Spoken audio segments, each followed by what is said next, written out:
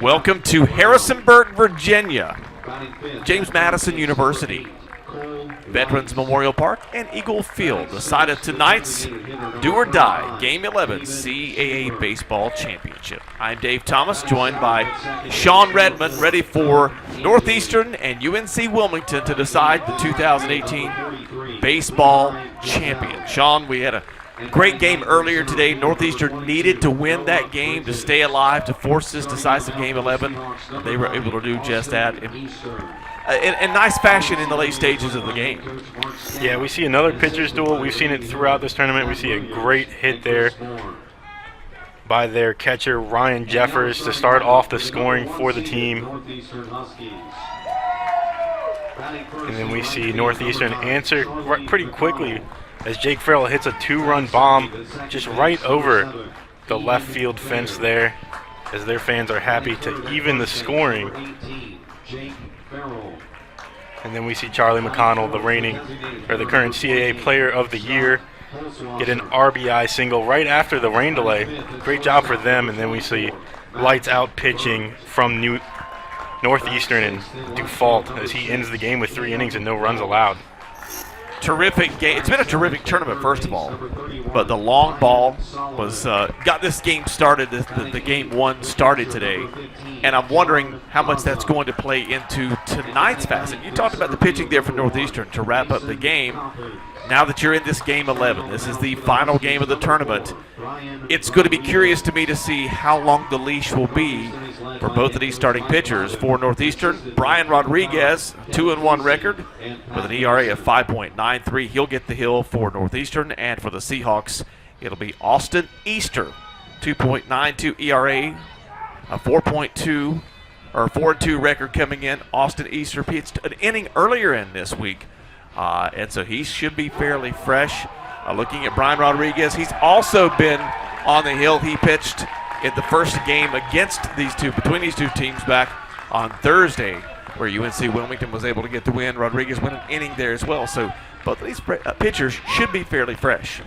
Yeah, both these pitchers are fresh arms. One has significantly better stats than the other. So I think it's the job of UNCW to jump out early against Rodriguez. UNC Wilmington suffered an injury in their lineup, so they've had to shuffle things about, and they'll move their batting order to look like this. The shortstop, Greg Jones, will start. He's a freshman. Tremendous amount of speed, pretty good bat. He's had a really outstanding tournament thus far. Followed by Ryan Jeffers, who we saw just a moment ago, starting things off with a home run today. Mason Byrne will hit third. Kep Brown will be the right fielder and bat cleanup.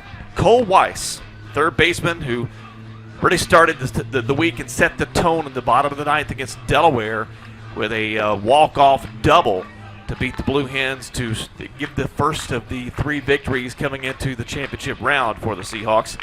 David Schaefer will be the designated hitter batting 6th. Doug Angeli, the second baseman, will bat 7th. Levi Gazelle, the left fielder, it's his first entry into the lineup tonight. He'll be batting 8th. And then Noah Bridges will be playing center field for the Seahawks, and he will be batting 9th. Jones, Jeffers, Byrne, Brown, Weiss, Schaefer, Angeli, Gazelle, and Bridges. And again on the hill for Northeastern, Brian Rodriguez, a sophomore right-hander, and he'll be facing that man, Jones, who's had a pretty good bat, 7 hits, I believe, in this tournament thus far. And when he gets on, he's always looking to take the next base. And you got to keep in mind, both of these teams have only played 4 games in the tournament. They're both 3-1. So their pitching staffs are pretty equally staffed at the moment. Rodriguez, 21 strikeouts on the year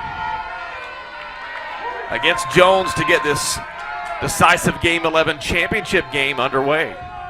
The first pitch is a called strike 1.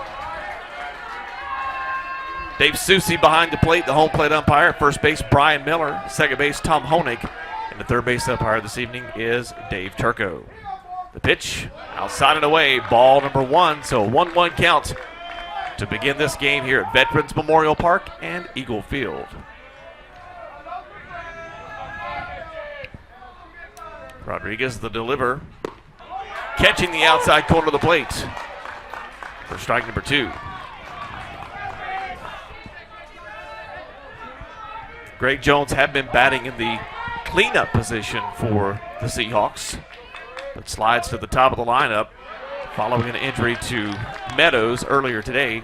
He takes the ball outside, does Jones, to tie the count it now 2-2.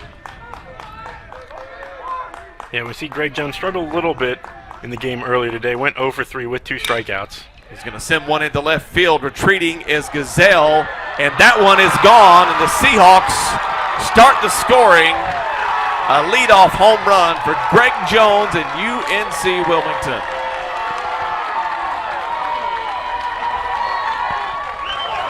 Jones, that is his 4th home run of the season.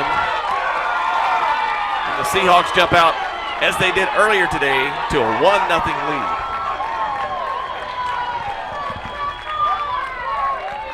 Yeah, great hitting there from Jones, and they got to take advantage of Rodriguez early. And you see Jones just take this ball opposite field. The advantage goes to Rodriguez as he's got the count in his favor, but Jones just does a great job. Left coming up in the zone just a bit, and Jones takes it yard. So with no outs, Seahawks in front. To the plate now Ryan Jeffers, who also hit a home run earlier today to a similar vicinity on the field. He's in front 1-0. They'll make it 2 balls and no strikes. And that's got to feel so good for Jones as he got into a little scuffle at the start of last game with the catcher Giesland, as Giesland tagged him out on a strikeout, a little too forceful for Jones's liking, and now he comes back and answers quickly in the second game of the day with a home run.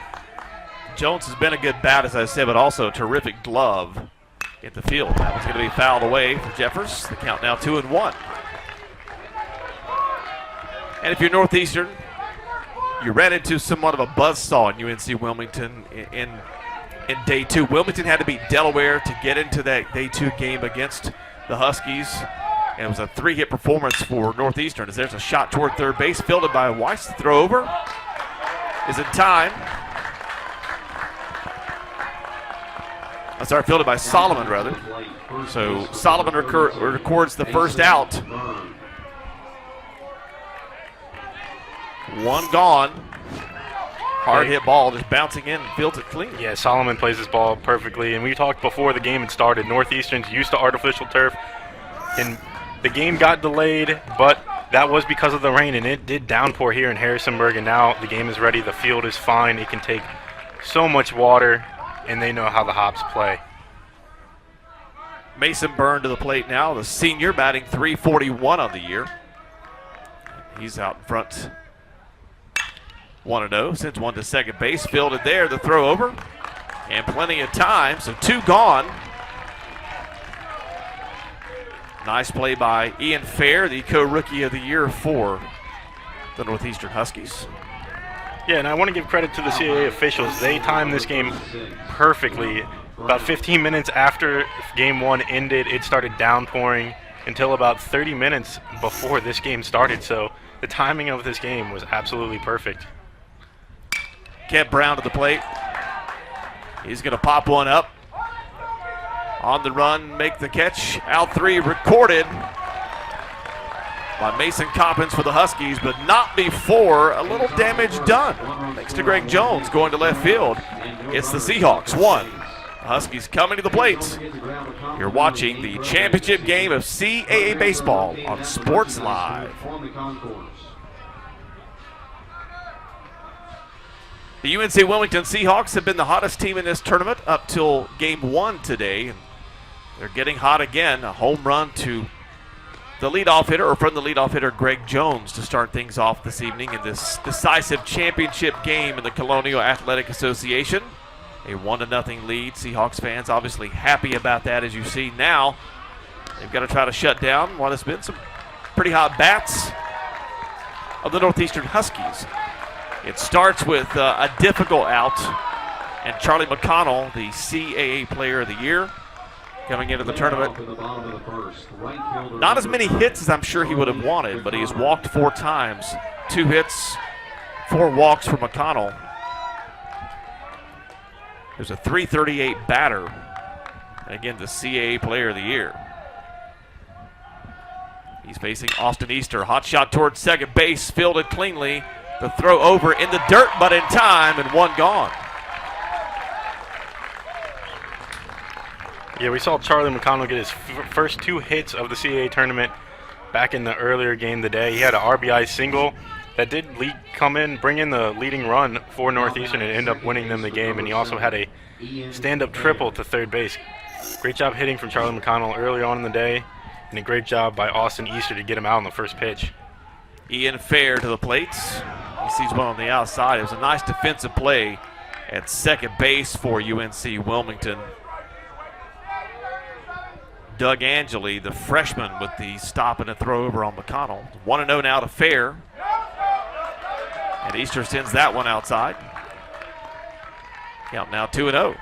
One gone, a 1-0 lead here. Bottom of the first inning. Easter to Deal. There's a shot to right field. And the catch is made right before the warning track.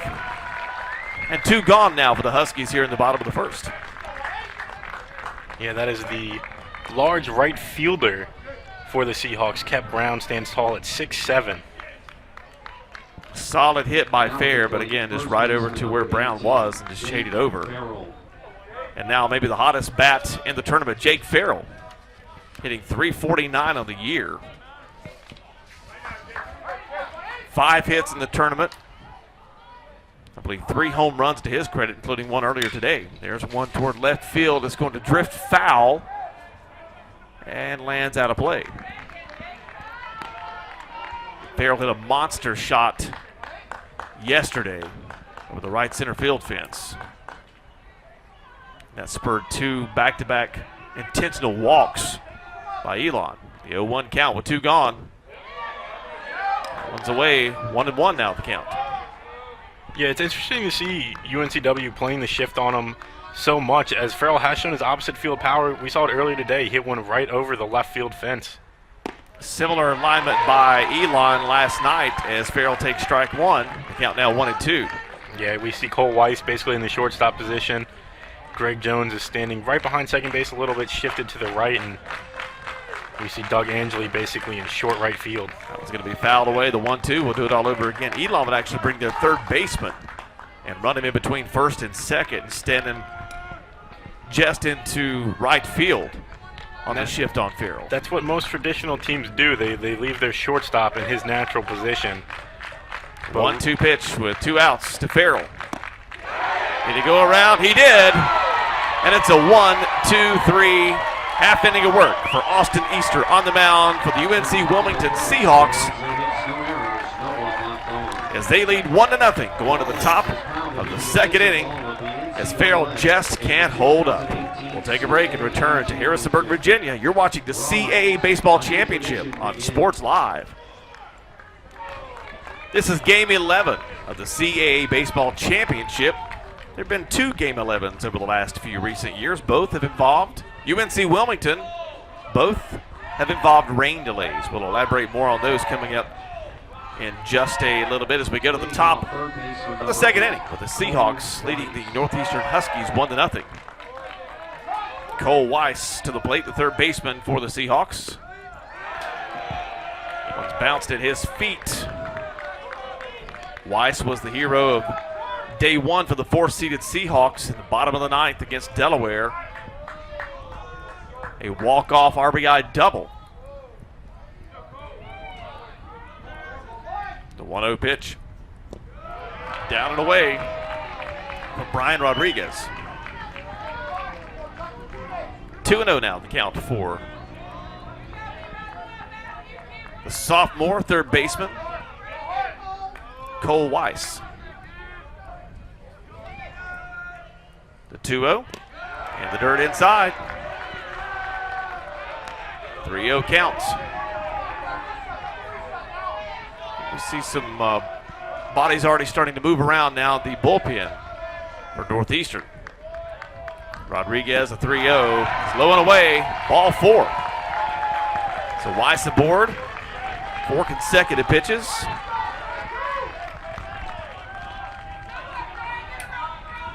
Weiss's 21st walk of the year. Rodriguez. Now designated hitter number looking back over at first base. And the designated hitter, senior David Schaefer, to the plate. With Weiss at first. The throw over. Gets away, hits the umpire. But due to the ball hitting the umpire, Weiss is going to stay put.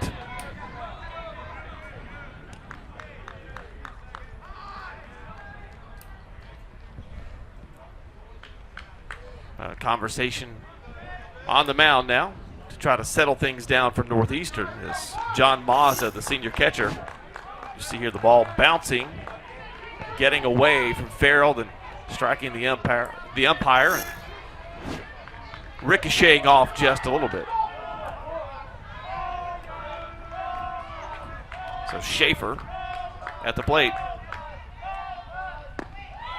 He takes strike one. Yeah, we were talking about it earlier. How short are the leashes going to be today for both pitchers? And Rodriguez giving up a home run to Greg Jones in the first inning and issuing a walk to Cole Weiss here in the second. We see two pitchers up in the Northeastern bullpen. Schaefer takes that one high and inside. 1-1 now the count.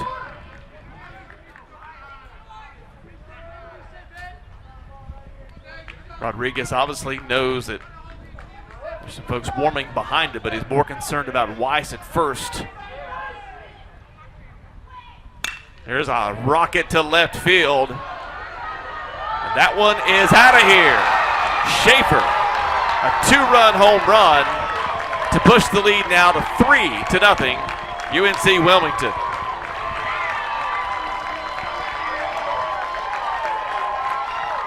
David Schaefer, a senior, hitting .205 on the year.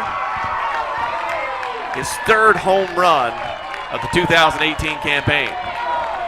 Yeah, Rodriguez is just leaving these pitches two over the plate. Greg Jones coming into the game with 3 home runs. Schaefer coming into the game with 2 home runs. Each of them hitting a home run here today to put up the Seahawks 3-0 on Northeastern. That was waist high and drilled. Still no outs. And a conversation now. Coach Mike Glavin coming out. And this is Coach Glavin, so I assume it will be a pitching change. Again, Rodriguez had pitched earlier in the week, pitched an inning in the loss to Wilmington on Thursday. As the Huskies, the top seeded team of the tournament, did not have to play on Wednesday. Wilmington jumped out early and went on to win that game 9-2. You see a very happy dugout there from UNC Wilmington and those very bright jerseys. So Rodriguez obviously dejected as he leaves the field. The sophomore gets into the second inning before giving up his second home run of the night. So a pitching change coming for the Huskies. We'll take a break and we'll give you the important information next as you watch the CAA Baseball Championship on Sports Live. David Steele, the new pitcher for the Northeastern Huskies, went a little more than 3 innings last night, giving up 1 hit and 1 run in a 5-4 win over Elon. A 3-1 year coming in for David Steele. 50 innings pitched, 4.05 ERA, and 41 strikeouts. But he was a stabilizer last night. Their mid-range of the game against Elon came in and played really, really well and sort of helped the Huskies work through some bumpy waters as they were able to hang on in dramatic fashion. And Elon had a chance to tie the game and could not do so on a base running issue. So the Huskies are here, and of course they go on and beat Wilmington today, but the Seahawks off to a hot start, and Steele's going to have to try to come in and simmer things down a little bit for Northeastern's defense. Yeah, we see Steele come into the game standing tall, 6 foot, 200 pounds, from Manchester, Connecticut. He's only a sophomore. And about 24 hours ago, he threw 3 innings. And let's see how long he can go today. A 3-0 lead for UNC Wilmington. A first inning home run from Greg Jones. We've had a no-out 2-run homer from senior David Schaefer to push the Seahawks out to a 3-0 advantage now. Stepping to the plate, freshman second baseman Doug Angeli, hitting .202 on the year. He'll be the first batter to see an offering from Steele. Catches the outside part of the plate, strike one. Yeah, and Schaefer and Gazelle are both in the lineup due to injuries occurred during this tournament. We saw Canada, who was the DH throughout this tournament, leave the games. And we saw Meadows get hurt earlier today as well. Steele tried to catch the furthest part of the outside part of the plate, unable to do so. So 1 ball, 1 strike, no outs, nobody on here in the top of the second, as the Seahawks are looking to tack on to their 3-0 lead. Steele drops the bottom off of that one. Angeli cannot catch up. The count now 1-2. Good pitch for Steele.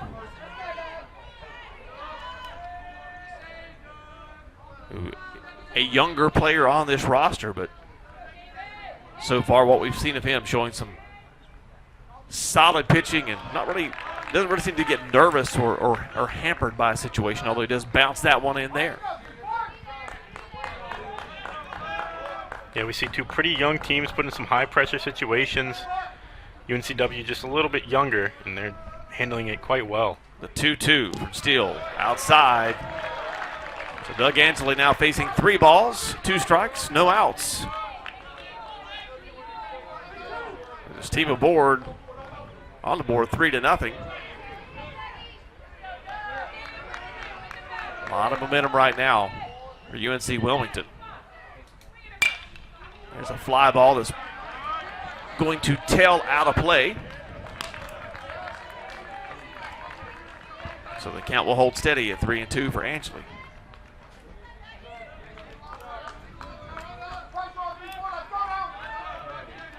Still looking in to get the sign.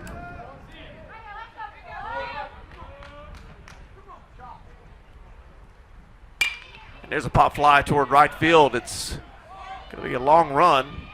A couple of Huskies over there. But Ian Fair, the second baseman, drifts over to record the first out at the top of the second inning.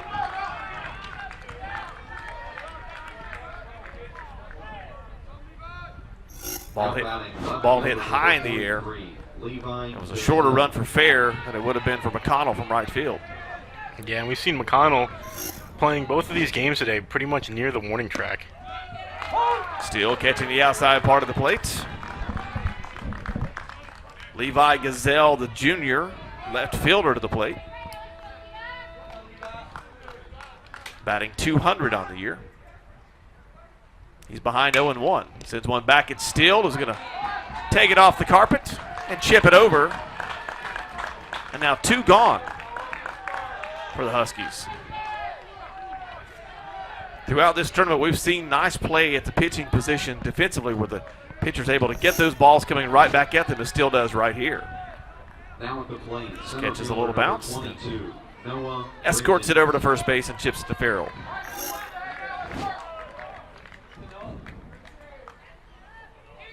So with 2 gone, Noah Bridges the batter, freshman center fielder. He takes one high and inside from David Steele.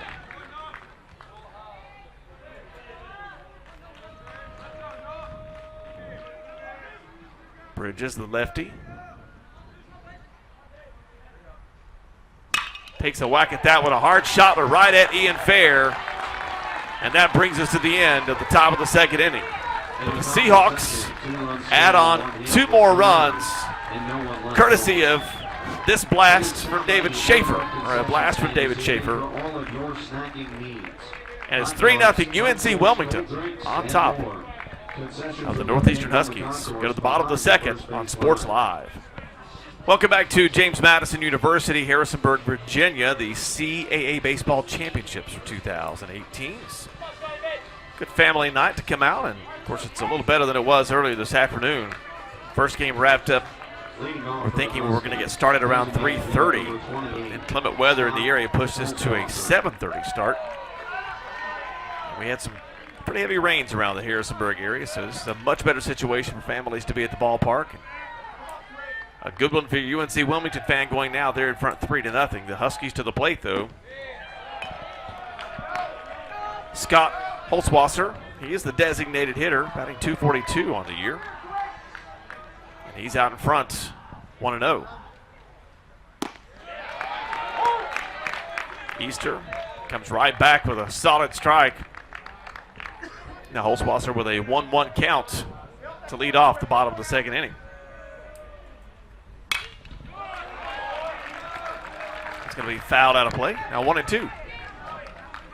Holzwasser with 4 hits and a walk in this tournament. He's been a solid bat at this cleanup position for the Huskies. A bouncer toward shortstop. Jones takes it. The throw over a bit high and pulled off the first baseman and hustled down the line by Holzwasser, and he is aboard. And now we're going to have a conversation.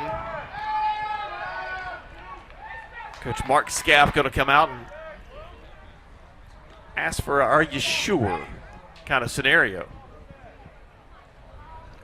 Yeah, he definitely looked out to me, but we'll see here if we can get another view of it, and here we are. Well, the throw was definitely high from Jones.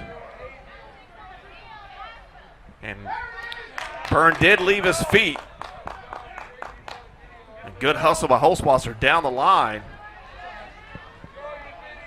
I think it's a pretty good call by the official. Yeah, I mean, pretty much looked like a tie there as the foot came back on the bag and Holzwasser touched the bag at about the exact same time. And they get their leadoff base runner on board. When Byrne left it, when Byrne's foot left the bag, that opened the door. So no outs, 1 on.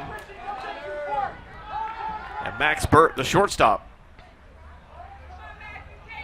coming to the plate. Yeah, and that will be the second charge there against the shortstop for UNCW, Greg Jones. The pitch, and therefore strike 1. Easter trying to shake off the hit from Holzwasser.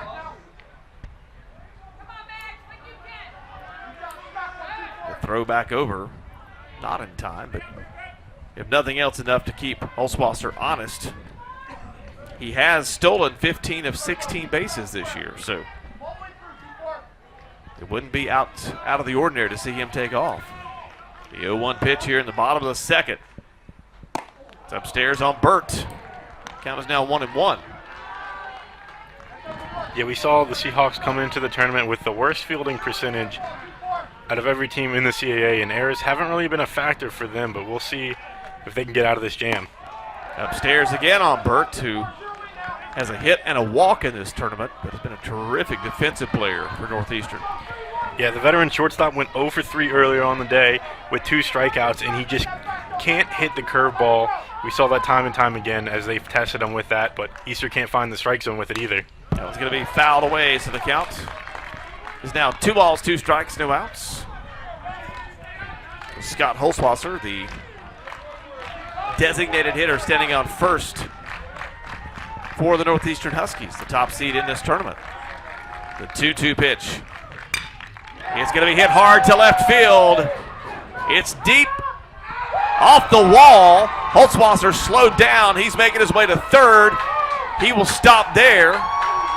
Burt will stop at second. And the Huskies are threatening runners in scoring position with no outs here in the bottom of the second inning. Yeah, and that's what happens when you have to change your left fielder right in the middle of this tournament. He does have some room behind him as you see him try to judge this ball. He thinks he's up against the wall and he stops to jump, but he does have some more room to go back and catch this ball as it's not too high over the wall. Ball just missed getting over the wall, hitting off the top of the purple padding here at Eagle Field. So with no outs, runners at second and third. A tying run coming to the plate. Cam Walsh, junior left fielder. No home runs on the year, does have 16 RBI. And he's in position to add to that tally right now. He takes ball 1. Yeah, he had a pretty good game early on today. He did go 2 for 4 with 2 singles.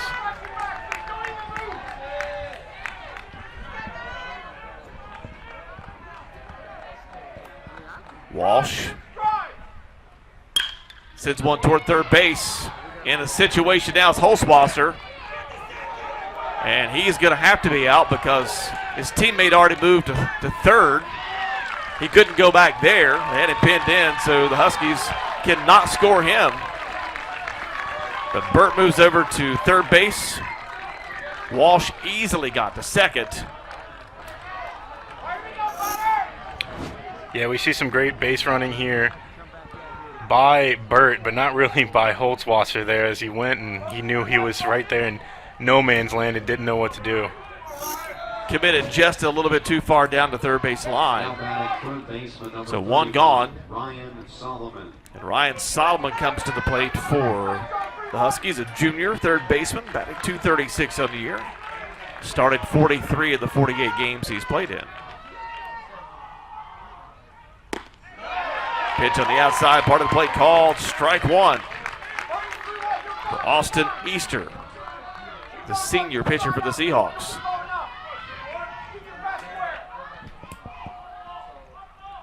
He's out in front 0-1 with one gone and two aboard. That one's upstairs and away. The count evens at 1. Solomon at the plate. John Mazza, the catcher, on deck for the Huskies.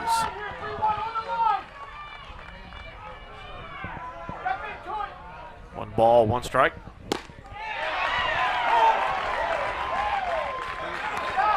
1-2 now the count. Solomon 38 hits on the year. 7 homers for the right-handed batter. Behind 1-2. The pitch from Easter. He's going to be headed to right field. That will score one. So the Huskies are on the board with runners on the corners and one out. Good piece of hitting there for Ryan Solomon, who was behind and had a good read on this pitch. Yeah, 1-2 count. You can't leave anything over the strike zone if you're Easter, and that's exactly what he does. And he just does his job and pokes one out to right field for 1 RBI. So John Mazza, the senior catcher, comes to the plate. 191 on the year. Does have 2 home runs and 3 doubles. But Mazza is hitless in this tournament, as they've had not spectacular offensive play from the catchers, but great defensive plays. He jumps on the first pitch from Easter and fouls that one away. And Easter is in front 0-1. One out here, runners at first and third. The 0-1 pitch is going to be popped into left field. Is it trouble? No, over the shoulder catch by Greg Jones. It's a great display of his speed, as that ball was sort of hit in no man's land out there. And Jones able to get to it. Yeah, and this is just terrible base running by Cam Walsh at third base. As he does take off, he thinks this ball is going to drop, and he should be in position to tag up on this play, and he should score easily as Jones is running straight into left field with his back turned, but does make a spectacular play as well. So 2 gone after Jones's nifty catch. Runners at first and third for the Huskies. And their center fielder, Mason Coppins, comes to the plate. A lot of speed out of this young man as he awaits Austin Easter's first delivery. Swing and a miss, strike 1. Coppins with a hit and 3 walks in this tournament. 51 hits on the year, and a chance for his 20th RBI right here in the bottom of the second inning with his team down 3-1. He's going to leave that one outside. Count now 1-1.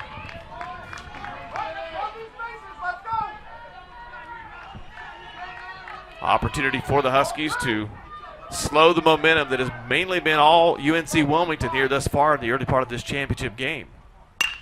There's a fly ball toward right field. It does get out of play. So the count now 1-2. Cam Walsh is at third base. Ryan Solomon is at first.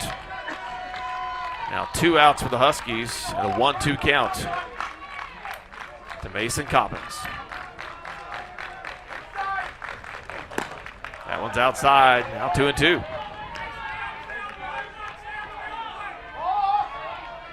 Coppins, a definite speedster with Charlie McConnell on deck.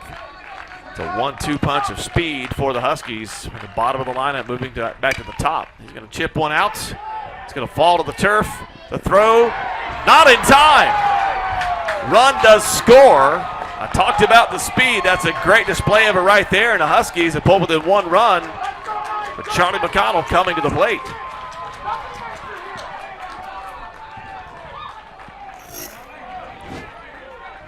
Ball was just hit, kind of blooped out there, and then died on the bounce. The throw was awfully close, but the speed of Coppins made that play for the Huskies. So now a conversation at the mound for UNC Wilmington. With 2 gone and 2 on for Northeastern.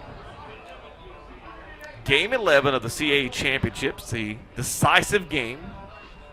UNC Wilmington played here in 2012. It was a decisive game there, hampered by weather. They had the advantage. All they had to do was win. The first game could not do so, but came in and got the win. And then in 2015 in Charleston, they had a big lead over UNC Wilmington. Weather pushed the game to the next day. William & Mary went on and won the tournament. Relief pitcher coming in for the Seahawks. We'll take a break and we'll come back and introduce you to him next as you watch the CAA Baseball Championship on Sports Live. Welcome back to James Madison University. Pitching change here in the bottom of the 2nd inning for the Seahawks of UNC Wilmington. Hold a 1-run lead over Northeastern, 3-2. And the new pitcher for the Seahawks, junior right-handed pitcher Clark Cota. 3-0 on the year, 28 innings pitched, 1.59 ERA, 42 strikeouts. He has not pitched in the tournament here yet. So he's a young man that, Sean, you and I were talking about in waiting to get the lineups going. He's a potential starter for this game. Yeah, we thought about it, but he has been their closer this year. He does have 13 saves for UNCW. So we expected to see him here in the championship game. We didn't get a chance to see him earlier on in the day. But this guy is lights out for UNCW this season. So he comes in again with a very fresh arm from this tournament, having not pitched yet. And takes over with 2 outs in the bottom of the 2nd. Runners at 1st and 2nd for Northeastern. It's a 3-2 lead for Wilmington. A 2-run 2nd inning thus far for the Huskies. The player of the year, Charlie McConnell, coming back to the plate. The junior right fielder hitting .338 coming into the game. And a chance to help his team's cause here in this championship game. And he's going to send one in the air to left field. And it's going to be caught on the run. Making the catch is Gazelle. And the Seahawks get out of the inning, but not before Northeastern gets on the board. Some good base running, solid hitting. We have a 3-2 game going to the top of the 3rd. We'll come right back on Sports Live. CAA Coach of the Year, Mike Lavin, and his Northeastern Huskies putting 2 runs on the board in the bottom of 2nd to pull within a 3-2 game with UNC Wilmington. And the Seahawks will start back at the top of the lineup. Greg Jones led this game off with a home run at the top of the 1st to left field. Jones has also shown his defensive prowess with a nice over-the-shoulder catch. He comes up trying to do more damage for the 4th-seeded UNC Wilmington Seahawks here in the top of the 3rd inning.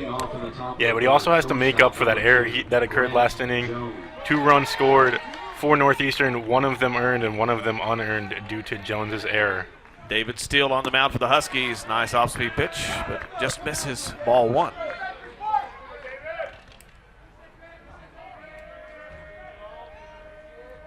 Jones out in front of Steele, 1-0.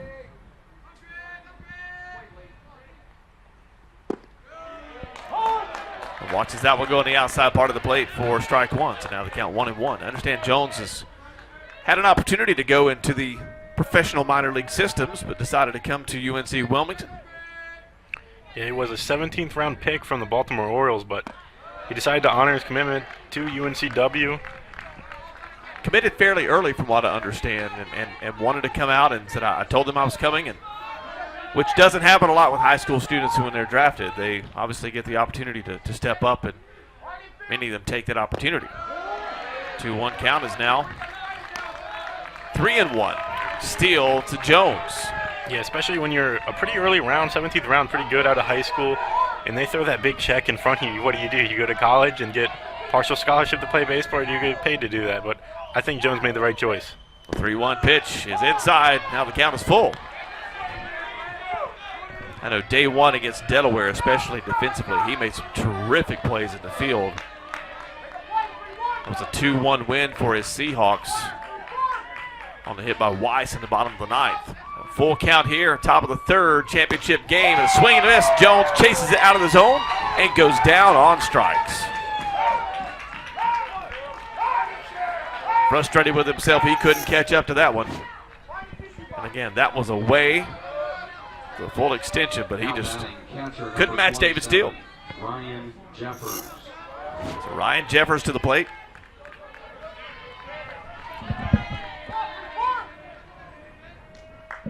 He'll face David Steele. That one's high and away.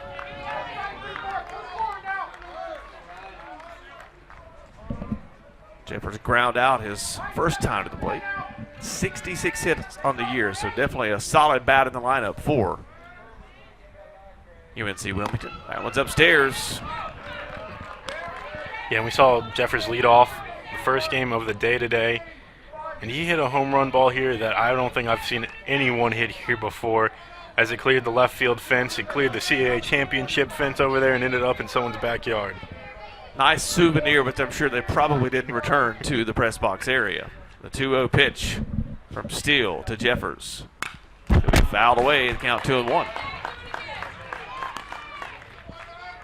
He does have power. There's no doubt about that for Ryan Jeffers. 16 home runs coming into tonight, 54 RBIs, 20 doubles for his credit on the year. The 2-1 pitch, dribbled back at Steele, has to leave his feet to get it. And then the underhanded toss to Farrell for the out. So 2 gone here in the top of the third inning.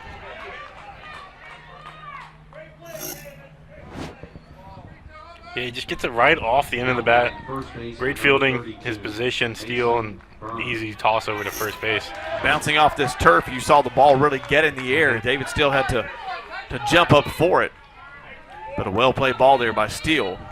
2 gone. That ball's just a little bit higher. It bounces over his head, and that's a base hit. Steele, the pitch, outside. Ball 1 to Mason Byrne, the first baseman for UNC Wilmington. He ground out his first appearance to Ian Fair at second base. There's a hard hit ball toward left center field. Huskies on the move, but the catch is made for the third out. That was hit to a deep part of the ballpark off the bat of Byrne, but a nice job running that down by Cam Walsh. And we go to the bottom of the third inning.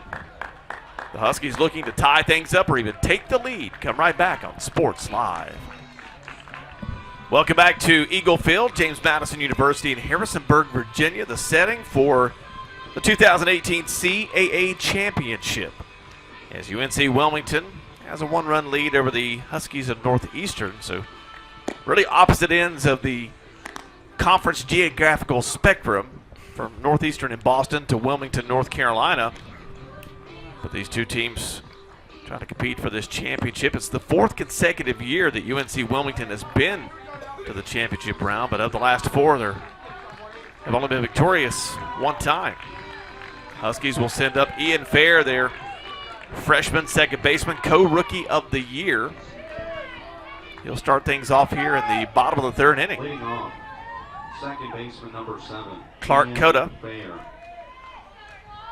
Right-handed pitcher for Wilmington. It's going to be sent up the middle to Jones. The throw over is in time, and Fair is retired. Jumping on the first pitch, we saw Northeastern after the loss to Wilmington on Thursday. Their action on Friday, they were very aggressive. As you see here, Fair jumps on the first pitch. But Jones in great position for the out. Jake Farrell. Now Jake Farrell coming to the plate. Strikeout victim his first time up. Bounces at his feet. It's a 1-0. He's out in front of Coda.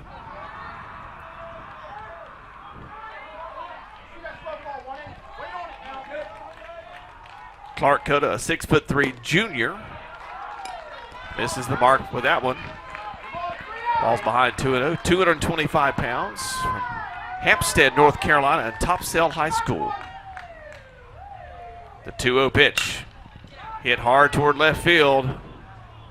Gazelle going back to the track.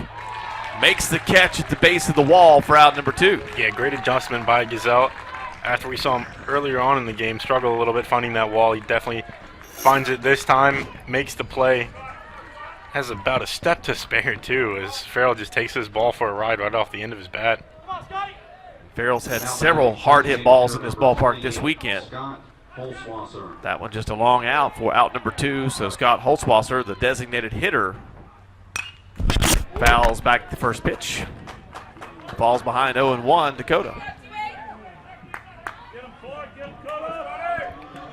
And Coda does have the most saves in the CAA this season. There's a hard hit ball to left center field. And that one is gone, and this game is tied up. Holzwasser has been a big bat for the Huskies with 4 hits coming into tonight.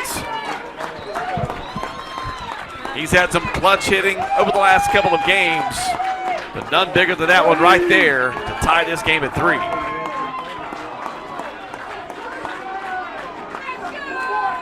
He got around on Coda in a hurry. As you see this pitch high in the zone. Holzwasser knew it when it hit the bat. He watched it. Let it fall to the ground out beyond the purple wall. So we're now tied at 3. Brand new game here, bottom of the 3rd in this CAA championship. And that's the first home run giving up by Clark Coda this season. That's impressive. Max Burt had a double his first time to the plate. He's up with nobody on and 2 outs. Coda misses outside, ball 1.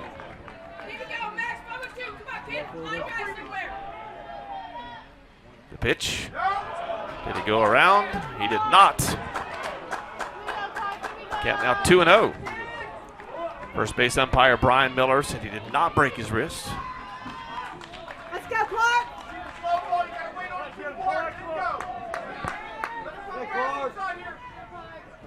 So the 2-0 pitch. Up in the zone of ball 3.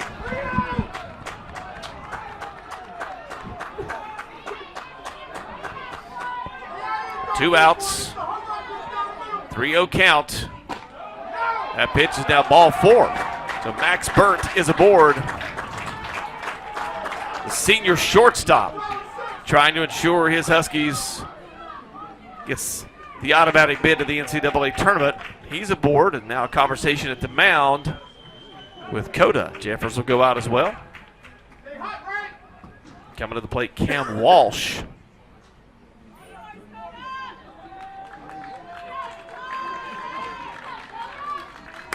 Fairly brief conversation, maybe just a reminder about specifics about Walsh that they want him to pay particular attention to. You get a good look there at left fielder number 6. Clark Coda. Yeah, and Coda is their ace out of the bullpen, and they want him to go long. And I don't know who UNCW will turn to. And the first pitch outside part of the plate, strike 1. There is no activity in the bullpen right now for the Seahawks. There's several bodies in the bullpen for the Huskies. The 2-out 0-1 pitch with 1 on. Swing and a miss. Strike 2. Yeah, we could see the Seahawks go to Austin Warren, who we've seen twice throughout this tournament. Also go to the Wednesday starter, Engage Herring. but he threw quite a few pitches as well early on. And time has been called, so Coda will step off. Walsh reached on a fielder's choice and advanced to second on a throw earlier. He's behind 0-2 with 2 outs. Still attempt, throws into center field. Burt is up and running, going to take third easily. He slides in, and now the go-ahead run for the Huskies is 90 feet away. Cam Walsh, the man with the bat in his hand, to try to make that happen with a 1-2 count. Yeah, I think the Seahawks just a little late getting to the bag as Jones, and we don't really see Angeli backing up. Can't get there in time. The 1-2 pitch now inside, so 2-2. Yeah, Jones was not there. Angeli not there either. Throw was, I think, there, just nobody there to field it. The 2-2, 2-out pitch. Swing and a miss. And the go-ahead run is stranded at third. And some conversation with Coda and home plate umpire, and it looks fairly heated. Interesting. We have a tie game here after the long home run coming off the bats of Scott Holtzwasser for Northeastern. To the top of the fourth, tied at 3 we go on Sports Live. And there is the CAA Player of the Year, Charlie McConnell, the junior right fielder for Northeastern. Big smile for him because his Huskies have tied the game at 3.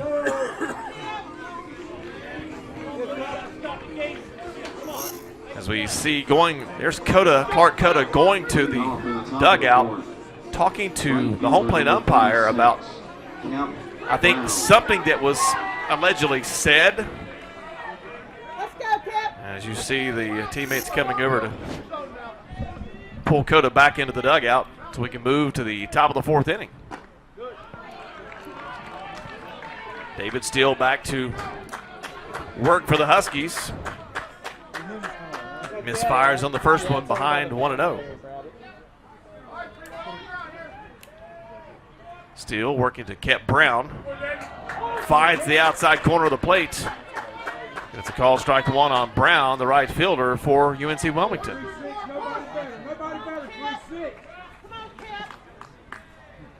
Brown, a sophomore, hitting .231 of the year. Takes a swat at that one and leaves it foul, so he's behind now 1-2.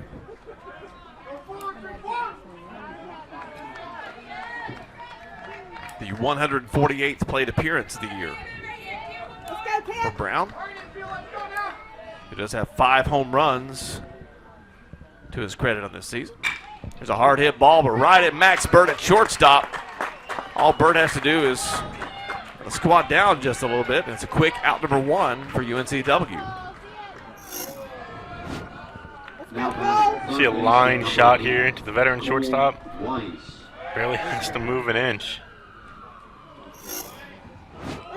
Cole Weiss, the third baseman for UNC Wilmington, to the plate. Another sophomore in the lineup for Coach Mark Scaff. Cole Weiss been so good throughout this tournament, and he looks to continue it here. He takes a swing at the first pitch from David Steele, fouls it out of play. Falls behind 0-1 with 1 gone and no one out. Weiss hitting .256. Has played and started in 57 games this year for UNC Wilmington. The 0-1 pitch is a called strike 2. So the left-handed hitter for Wilmington. And a bit of a hole here. Struck out 43 times on the year. The 0-2 pitch hit toward Burt at short. Fields it, the throw in time for out number 2. Ball sort of died, it seemed, as soon as it hit the turf. Thinking it was going to get to Burt. Burt had to really come in and charge and get it. But really makes a nice, solid play, as you see here. Yeah, we saw Northeastern play at this field 3 times already this season. They play on an all AstroTurf surface. And Burt, the senior shortstop for the Huskies, knows how to play. Steele, the first pitch outside to David Schaefer. Schaefer went long and far his first time to the plate. 2-run home run in the second inning. He's going to pop that one out of play, even the count at 1-1. And I see umbrellas coming out now, so some rain beginning to fall here in the Shenandoah Valley of Virginia. Notice the great crew we're working with here, getting our cameras covered up. So 1 ball, 1 strike, 2 outs. Top of the 4th. Called strike 2 to Schaefer.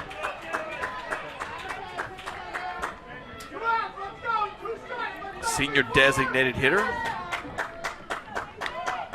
Started 32 games, played in 36 this year for UNC Wilmington. The 1-2 pitch, outside corner, but too far outside. The count evens at 2-2.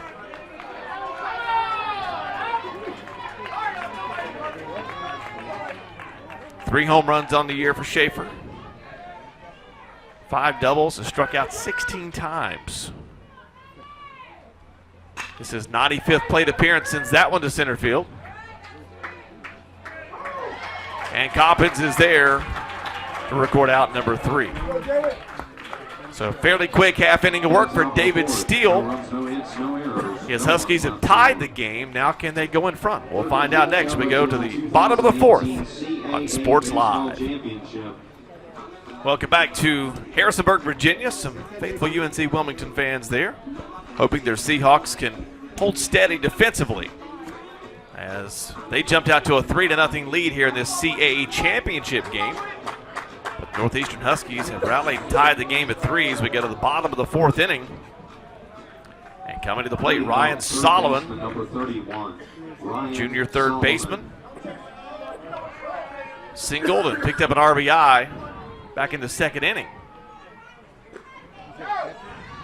Clark Cota on the mound for Wilmington, misses outside. Count is now 1-0. Cota trying to catch the outside part again. Again, just misfiring. Good look at Solomon, 38 hits, 7 homers, 28 RBI, batting .232 on the season. He's going to pop that one up high in the air.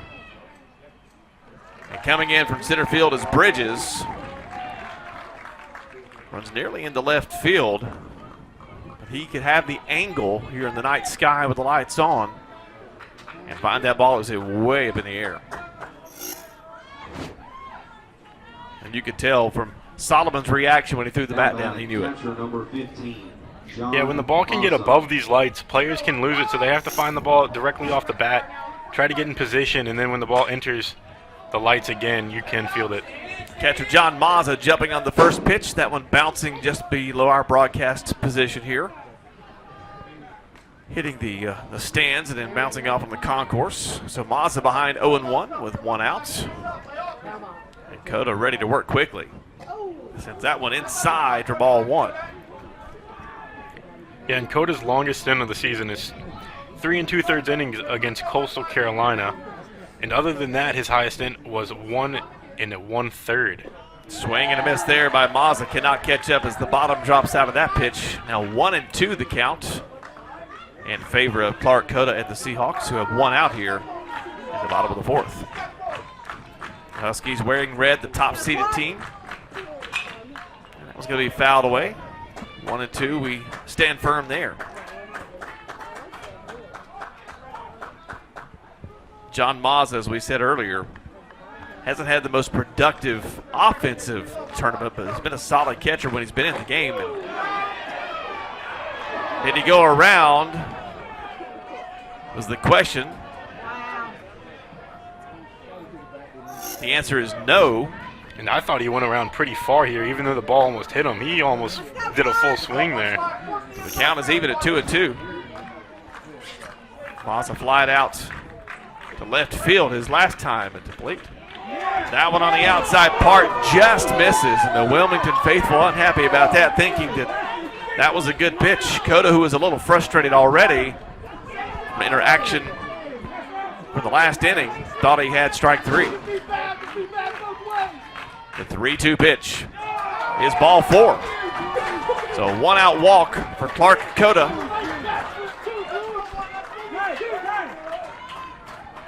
And the Huskies will send Mason Coppins, the speedy center fielder, to the plate. Yeah, and those are mistakes that you can't make if you're Clark Cota.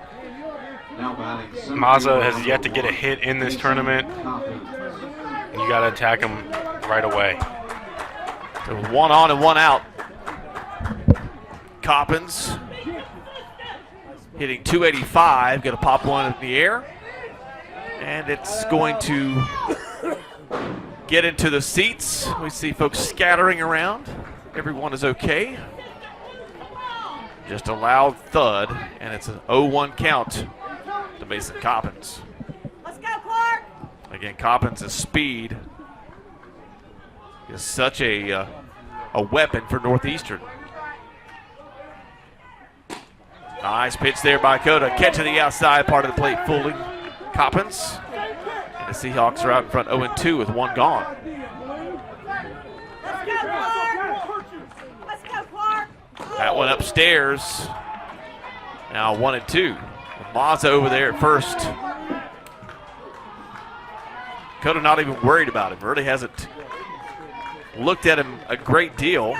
Mazza 1 of 2 on steals this year. The 1-2 pitch with 1 out. Called strike 3. Great pitch on the outside part of the plate. The pitch he thought he got earlier, he got that time around for Clark Cota. Restores a little confidence to him as you see this one left hanging out there. Let's go, Clark! So Cota now 1 strike or 1 out away from getting out of this bottom of the 4th. He's facing Charlie McConnell, the leadoff hitter. McConnell has ground out and flown out tonight for 0 for 2. He's behind 0-1 as McConnell. That pitch from Cota just a bit on the outside part of the plate, so 1-1 now to count.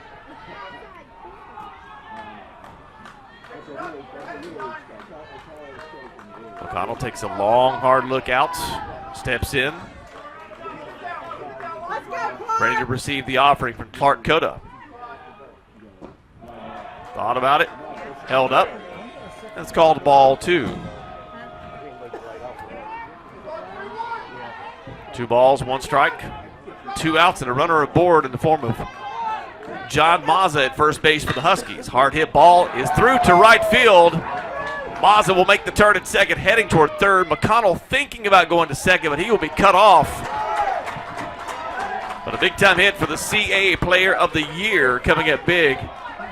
And once again, for the second consecutive inning, the Huskies have the go-ahead run 90 feet away. Yeah, great hitting by McConnell and great fielding by Kep Brown in right field as he threw this ball on a laser to second base because McConnell wanted 2 out of this. But great throw by Kep Brown right to Jones at second base. But we'll see what McConnell decides to do. My guess is he will be running on some pitch during this at-bat.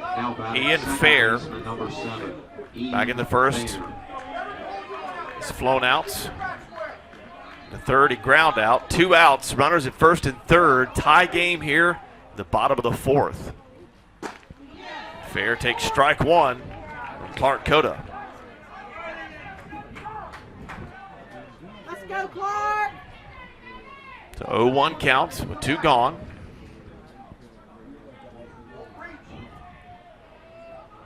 Cota. It's that one on the outside part of the plate. Fair cannot catch up to it. Strike 2. Right now, Cota's just blowing it right by Ian Fair. He can't catch up to his fastball. The co-rookie of the year trying to come up big for the Huskies. Cota out in front 0-2. There's a hit toward center field as McConnell was on the run. That's going to be an easy out number 3 for Bridges and UNCW. So the Huskies strand 2. We're through 4 complete. Here in Harrisonburg, Virginia, the CAA Baseball Championship. The Huskies, the Seahawks, at the top of the 5th inning next on Sport Live. James Madison University in Harrisonburg, Virginia has had a fairly successful athletic year, even though the baseball team did not qualify for the tournament. Coach Mike Houston, the football Dukes, runner-up in the national championship, and Coach Shelley Clays Balcom and the women's lacrosse team beat North Carolina on Friday night 15-12. They will take on Boston College tomorrow at noon for the women's lacrosse national championship. And in between those two, there's been a lot of successful teams at James Madison, who's the host site for the 2018 and the 2019 CAA baseball championships. We're back here with Northeastern and UNC Wilmington. You see Sean Mellon now taking over for the Huskies. He started the first meeting between these two teams, and somewhat of a bumpy outing with a little more than 3 innings, giving up 2 hits and 4 runs. But he's a young man that this coaching staff has a lot of confidence in. Yeah, he's definitely the ace of this staff, and after throwing 3 innings in the first day, they felt fairly confident in his ability to come out here and pitch today. Doug Angeli to the plate to face Sean Mellon. Ball 1 called on Angeli, the second baseman for the Seahawks. Mellon, the left-hander,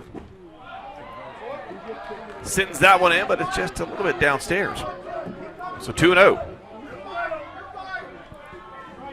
is the count for Wilmington's Angeli. Mellon, the deal, that one's upstairs. Yeah, Mellon has some great stats on the year. He took a no-hitter against Auburn to the 7th inning. A great SEC school as well, and they hope they can get 3 to 4 good innings out of him today. The 3-0 pitch from Mellon to Angeli. It's high and away, ball 4. So 4-pitch walk to start Sean Mellon's performance of the night. He'll settle in now to go to work on Levi Gazelle, the left fielder for UNC Wilmington. Gazelle batting 200 on the year. See the conference there on the mound. Mazza and Mellon talking things over.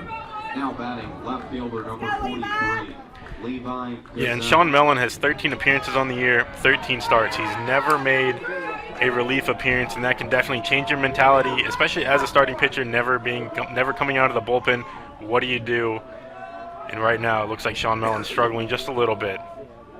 Mellon to Gazelle. Down and away, so it's 5 straight balls. Gazelle out 1-0. And then UNCW fans will not let you forget how many balls you throw as they're chanting ball 6 right now.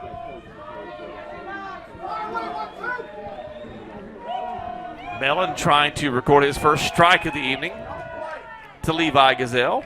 And there it is. Count evens at 1-1.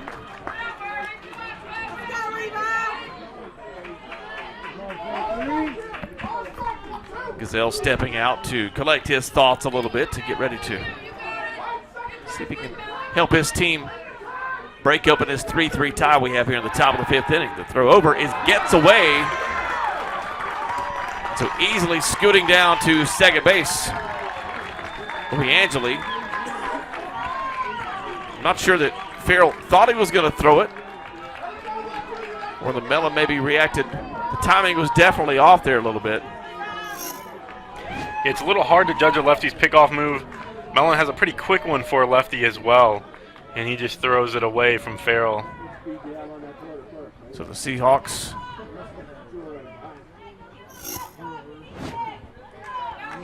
have a runner in scoring position. The go-ahead run is at second base. And conference on the mound for the Huskies, trying to calm down Sean Mellon. Sophomore left-handed pitcher, 6'5", 190 pounds, from Norwood, Massachusetts, Norwood High School. Yeah, now that Mellon's thrown his first strike, you might look to see Gazelle put down a bunt, although he did throw that ball away. But getting a runner on third base with 1 out, a ground ball to the infield should score the go-ahead run. we'll see what kind of play they want to put into action. After the conference, 1 ball, 1 strike, no outs here. Runner at second. Angeli moving over on the errant throw. Mellon back to Levi Gazelle. Swing and a miss. 1-2 now the count. Good pitch for Mellon, maybe a big pitch for his confidence to get Gazelle to swing and miss on that one.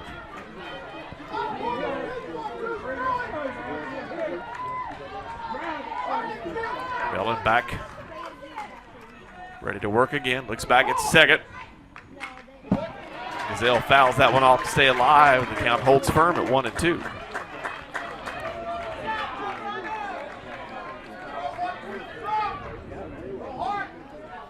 Both players stepping back to try to collect their thoughts a little bit. This is a big point in the game with the game tied at 3. 1 ball, 2 strikes, runner at second, no outs. Sean Mellon's deal. Swing and a miss for Gazelle. And it's the first strikeout of the night for Sean Mellon.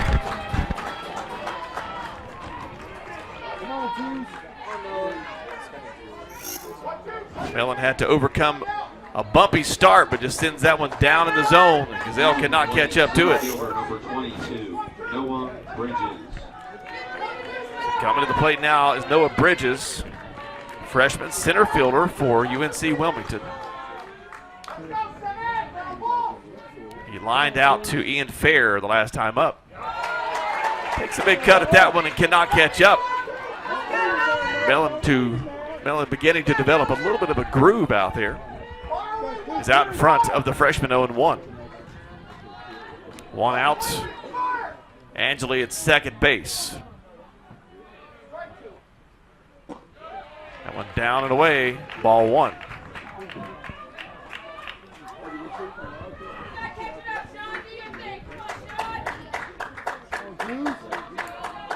So Sean Mellon trying to establish some more control here in this top half of the 5th inning. The deal home. Hard hit ball toward right field. McConnell on the move. Makes the catch. Angeli with the tag. And he'll move down to third, so a sacrifice fly puts UNC Wilmington 90 feet away from recapturing the lead. Yeah, great productive out from Noah Bridges. At least he gets the runner moving a little bit. But now the pressure's on Greg Jones. He had a home run in the first inning. Let's see what he can do here. And you see Noah Bridges take this ball for a ride. Charlie McConnell's just got way too much speed, covers so much ground in right field. And Jones went opposite ends of the spectrum. Home run in the first to a strikeout swinging in his last appearance in the third. Against Mellon, the first pitch is a ball to the dirt, 1-0. 2 outs. Angeli is at third base. Let's go, Greg. Jones trying to bring him home. The pitch is going to be fouled away. The count evens at 1.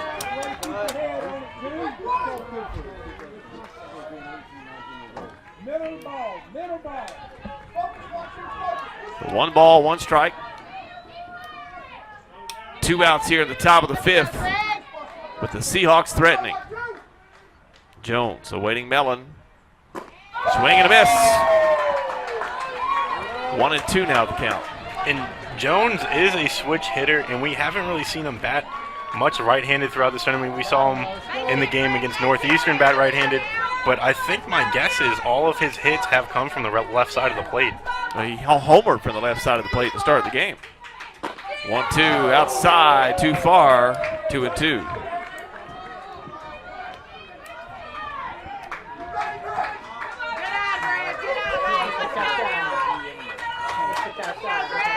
Jones now his 211th at bat. Swings and misses at that one. And goes down swinging twice in a row. And the Huskies, they stalled the threat, and we are still tied at 3. Good pitch by Sean Mellon to fool Greg Jones. See the emotion there by the Huskies.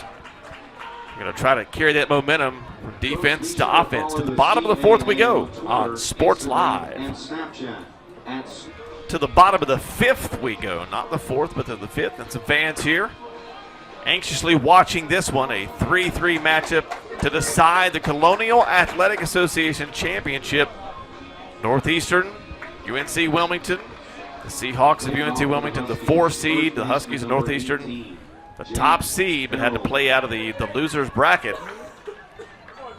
And the Huskies will send Jake Farrell to the plate to face Clark Cota. And a called strike one on the outside part of the plate to begin the bottom of the 5th.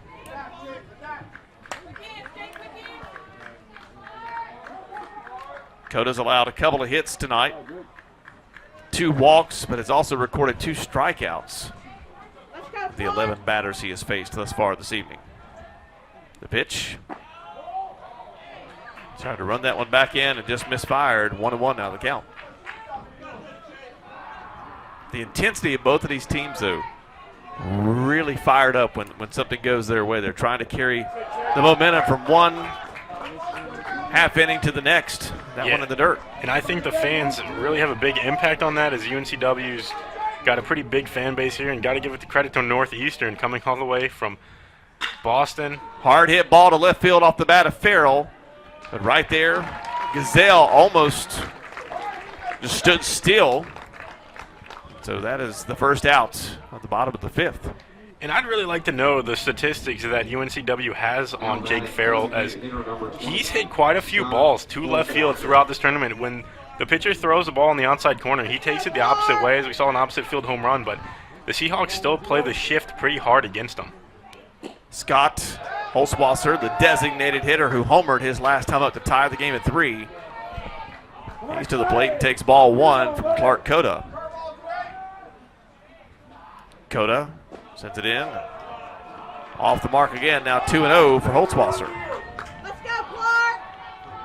Again, Holtzwasser home run, still the only one given up this season from the closer of the Seahawks of Clark Cota. He's going to pop that one high in the air. It's drifting into foul territory, and a great job by Jeffers to spot that ball, getting rid of the mask, staring up into the sky, kind of wandering around.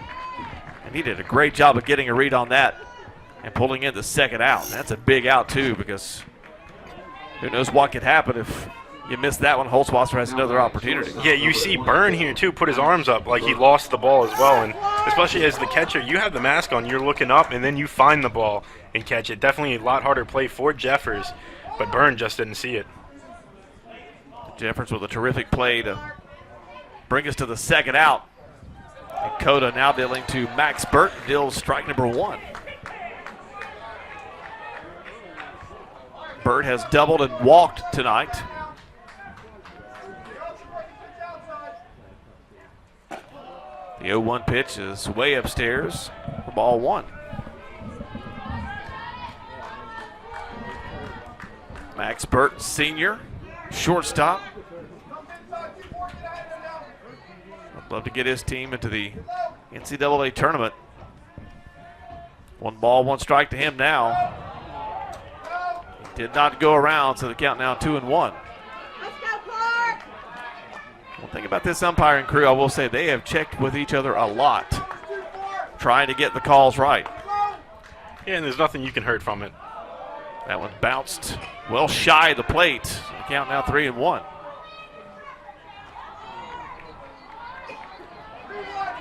Come on, let's go, come on. 3 balls, 1 strike, 2 outs. Max Burt gonna step out. Let's go, Clark! Burt has been a strikeout victim 35 times this year, but he does have 3 home runs and 10 doubles. And gets plunked with that one. And if I'm not mistaken, Burt was on the bag earlier, was at third. Was he not the player that Cota had some issue with when the inning ended and Cota went to the home plate umpire about some chatter he said was going on? Yeah, I think you can speculate all you want, and the fans here definitely want to do their speculation either. They're all thinking it's intentional, but we're in Game 2 of the CAA Championship. You don't want to give someone a free pass to first base, no matter what the situation is. Even though it's a 3-1 count, He comes, fires back, gets 1 strike. And now time called by Jeffers, the catcher. Let's go, Clark. And that was from head coach. He wants the outfield to shift a little bit. And you could see Cole Weiss over there shifting, but I definitely don't think that was an intentional hit by pitch from Clark Cota at all. Cam Walsh, the left fielder, to the plate. And most likely if it was going to be, it would have been the first 2 pitches. I agree with you. I don't think he intended to do it. If he was going to do it that way, it would have probably happened earlier in the count. He did have a 3-1 count, so he did have a little bit of leeway to do it. But then again, you still, even with the 3-1 count, you don't want to do it in that situation. You don't want to put a runner on first base. Yeah, it's a tie game, and Let's go, Clark. you do have 2 outs, but we've seen, if you've watched any of the coverage at all or followed this tournament at all on CAAsports.com, been a ton of productivity with 2 outs from teams in this tournament this year. 0-2 pitch to Cam Walsh with 2 outs. To hit to left field. On the move is Gazelle. He tracks it down and makes the catch at the warning track. And the Husky threat has come to an end through 5 innings. They're tied up at 3. It is going to be a fun one down the stretch. There's a trophy and a berth to the NCAA tournament on the line. Come back to the top of the 6 with us on Sports Live. The Northeastern Huskies set to take the field. So we get to the top of the 6th inning in this decisive championship game of the Colonial Athletic Association Baseball Tournament. Tied at 3. Sean Mellon returning for another inning of work. Again, started the previous meeting in this tournament between these 2 teams on Thursday and took a beating in about a little more than 3 innings of work. So far, 2 strikeouts in his inning pitched. He'll face Ryan Jeffers, who's 0 for 2 tonight with a couple of ground outs. And Mellon sending it outside a bit too far, 1-0 the count.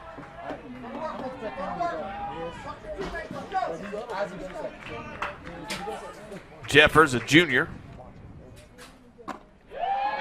standing in and takes ball 2.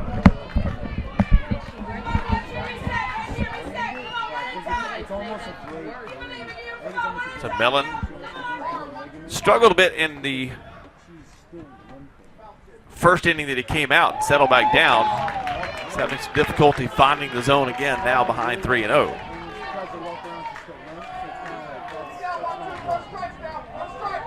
Jeffers slugging percentage of .673. The 3-0 pitch to him is ball 4. So the Seahawks have the go-ahead run aboard.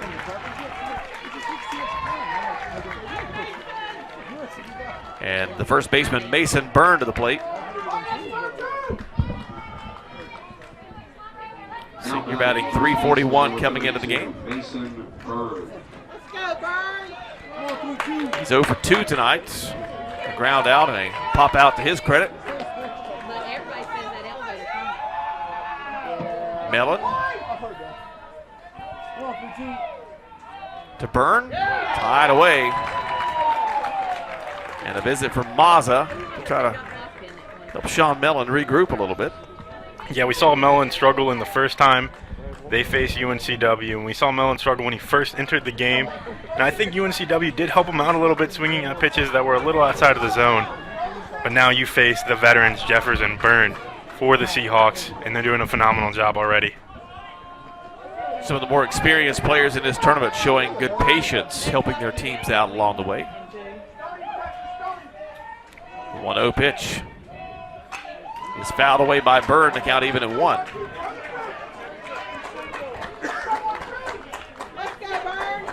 Ball on the strike, runner aboard, nobody out.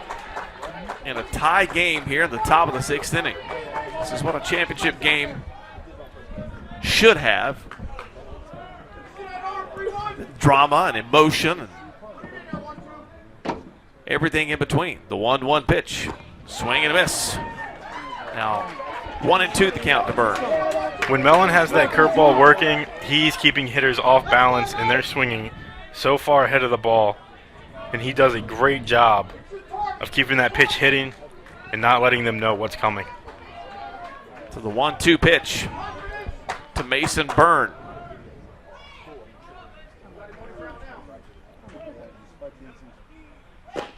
Outside part of the plate called. Strike 3. Mellon definitely had that one working. Down and away in the zone. Yeah, he hit his spot perfectly. And Byrne knows it too. Doesn't get that pitch back. So 1 gone. And Kep Brown coming to the plate. 6'7", 230-pound outfielder from Charleston, South Carolina. And that one's even upstairs for him at 6'7".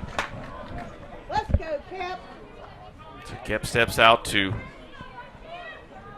take another look at signs. Mellon behind 1-0. Sean Mellon on the mound for Northeastern.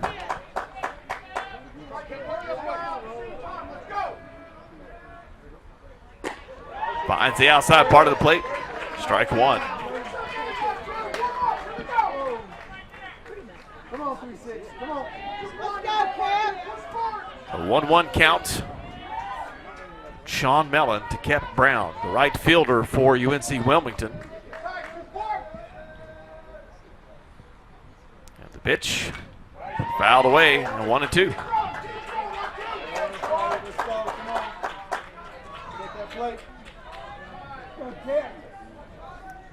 Jeffers at first base for the Seahawks. Only 3 steal attempts on the year, and he was successful in 2 of those. A 1-2, 1-out situation to Kep Brown. Mellon looks over at first and comes home. That was going to be a hard hit to right field. It is fair in the corner. Jeffers rounding third. He'll stop there. Brown will stop at second. And it's a 1-out double. Hit to the deep right field corner here at Veterans Memorial Park at Eagle Field. Kep Brown hitting in the 4-hole today for the first time in this tournament and showing off some of that power as it hits the extended fence in right field. McConnell just plays it right off of that. Just anywhere to the other parts of the ballpark, I think that's a home run. And that's a spot out there, too, where we've seen already this week. Ball hits off the wall, bounces off the turf. It can really get scuttled around out there and hard to run down. McConnell did a good job getting to it to keep Jeffers from rounding third and coming home. Yeah, and I think McConnell also got a little lucky. It hit the top part of the fence. That's more of like a tarp area, so it doesn't really ricochet off as hard. So 2 runners aboard, both in scoring position for the Seahawks with 1 out. And Cole Weiss to the plate. Third baseman for Wilmington. He chips away at that one and fouls it off to fall behind 0-1. Weiss again hit the double in game 1 to beat Delaware, but it's 0-1 tonight with a walk and a run. The 1-out 0-1 pitch with 2 aboard. Mellon just misses down and away. Count now 1-1.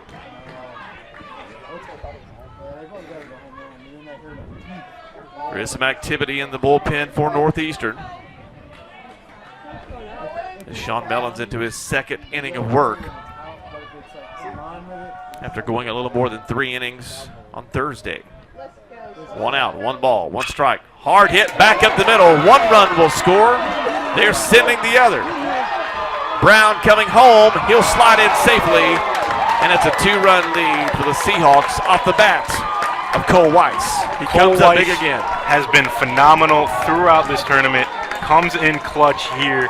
Comes in with 8 hits. We saw him go 0 for 4 earlier on in the day, and he comes back here, gets a hit in the perfect time, gets 2 runs, and puts them ahead 5-3. Right over the shoulder of Mellon, right back up the middle. And Brown with a slide, throws a bit off the mark. The Seahawks with 1 out find themselves in a good spot here at the top of the 6th in front 5-3.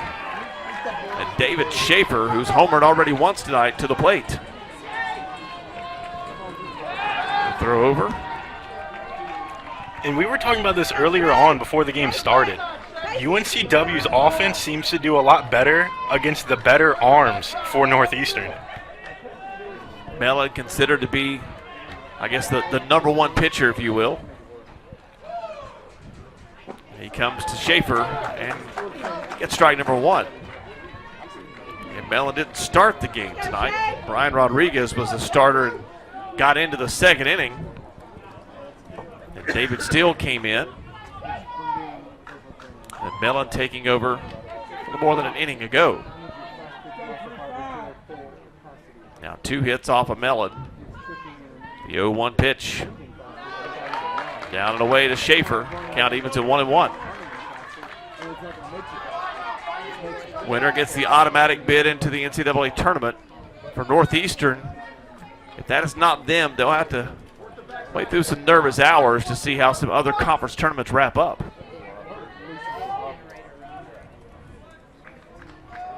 They won the regular season championship,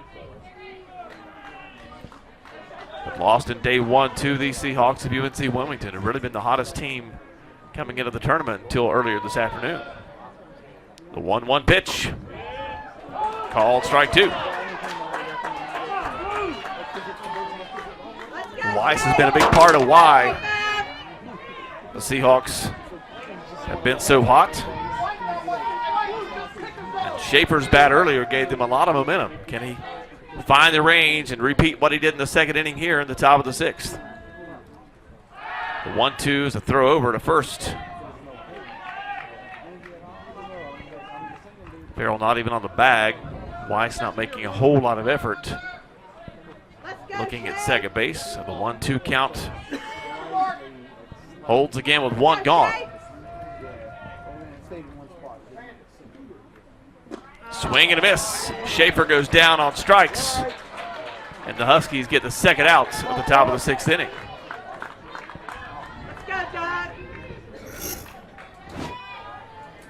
Left that one down and away. Led Schaefer to a spot he couldn't catch up. So now 2 gone. Doug Angeli, the second baseman. He's 0 for 1 tonight with a walk. And again, a throw over to first to Weiss. Weiss 4 of 6 in stolen bases to attempts. Mellon looking at Weiss now. Decided to throw over. Looked at Weiss, came, looked home, and then the throw back over again. And Weiss's lead, in my opinion, really isn't a large one. No, Mellon just wants to see if he can get him to take that little secondary lead and get that pick off. The pitch to Angeli is upstairs for ball 1.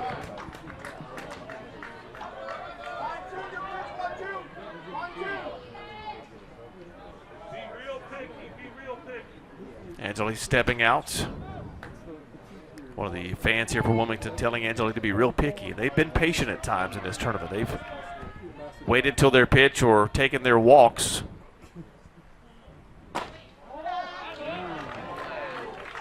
"19 walks for UNC Wilmington coming into tonight.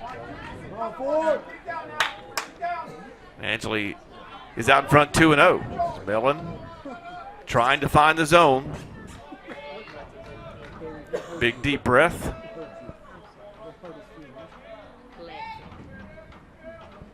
And the 2-0 pitch. It'll be popped up into shallow right field. Fair and McConnell both are there. McConnell calling off Fair. And no more damage done by UNC Wilmington. But it's the bat of Cole Weiss. Coming up big. A shot right back up the middle. Plates 2, and the Seahawks are in front 5-3. As we go to the bottom of the 6th, you're watching the CAA Baseball Championship on Sports Live. The Huskies of Northeastern University trying to do what they've done once tonight already. Rally back and tie the game as they find themselves down 5-3. As we go to the bottom of the 6th inning here in this decisive CAA Championship game against UNC Wilmington. Ryan Solomon, the third baseman for Northeastern. comes to the plate. Singled and flown out tonight. Takes one inside for ball one. Oh, 1-0. Come on. Clark Cota. A little more than 3 innings of work. Allowed 2 hits, 2 walks, 2 strikeouts. He gets his first strike on Solomon.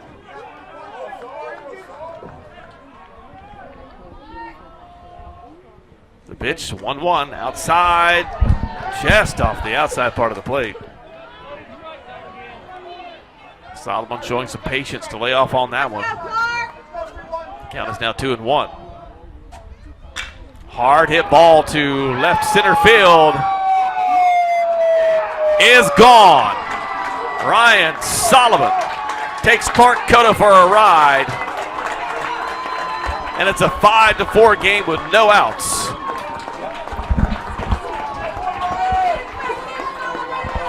Talking about his patience, waiting it out.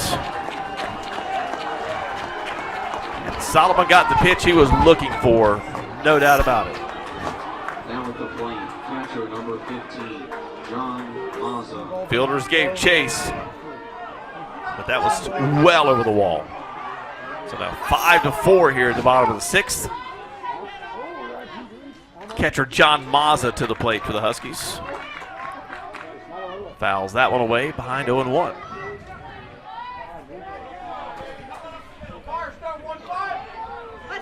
Yeah, and coming into the game, Clark Cota, only extra base hits of the season were 5 doubles, giving up 2 home runs in his 3 1/3 inning pitch so far. Cota comes in upstairs on Mazza, the count 1-1, and now a couple of Seahawks beginning to maneuver around the bullpen. Nice pitch for the called second strike, the outside part of the plate. Count now 1-2.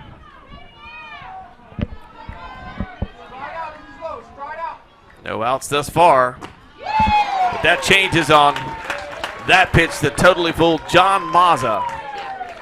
And Cota gets out number 1, a swinging strikeout.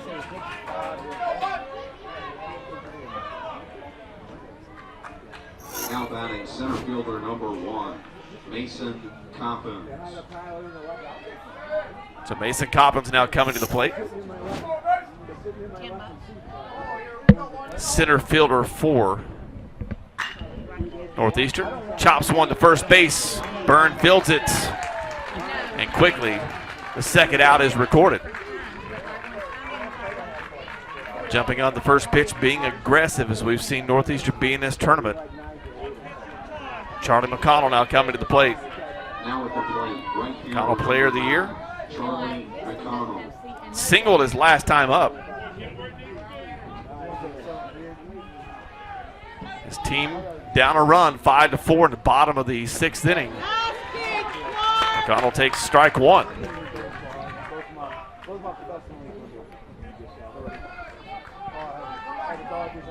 The 0-1 pitch is way outside. 1-1 now, the count with 2 gone. McConnell on base percentage of .420. Hits .323 when there are 2 outs. Hits one hard. Byrne fields it again. Calls off Cota. Tags the bag. And we are through 6. Seahawks go 1-2-3 after the big home run from Solomon, drawing the Huskies within 1. 5-4 game as we go to the top of the 7th. You're watching the CAA Baseball Championship on Sports Live. Fans here enjoying the music between innings as we go to the top of the 7th inning, and we've got a terrific championship game for you. A 5-4 lead for UNC Wilmington. The Seahawks have jumped out with the lead once already. Huskies of Northeastern tied it up. Seahawks back out in front. Huskies pull within 1 as we go to the top of the 7th, and Levi Gazelle, the left fielder for Wilmington, facing Sean Mellon. And that's upstairs for ball 1. Mellon's had difficulties with the first batters in the last 2 innings that he's faced, or I guess the 2 innings that he's pitched here this evening. Gazelle has ground out and struck out tonight. Pitch for Mellon is way off the mark. Seahawks have activity. Huskies have activity. We're getting to that point in the game where both of the teams started to get arms ready. Yeah, I would assume that Clark Coda's day is over. And Sean Mellon's still struggling to find that strike zone. He gets it grooved in a little bit later on. But there is activity in their bullpen as well. 2-0 count, and again missing way upstairs.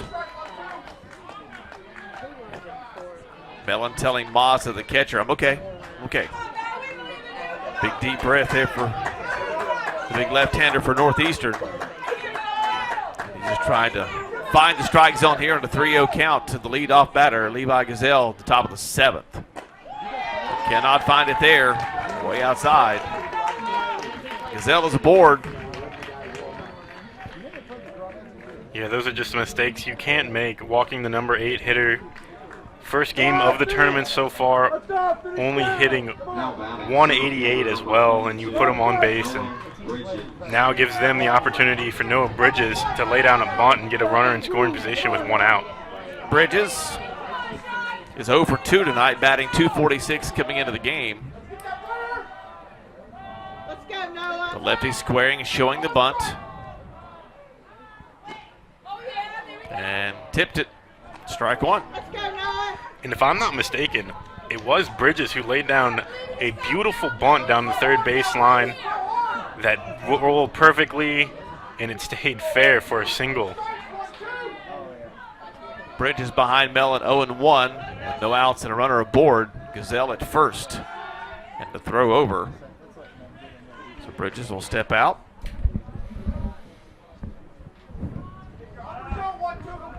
Ready to settle back in. Freshman outfielder.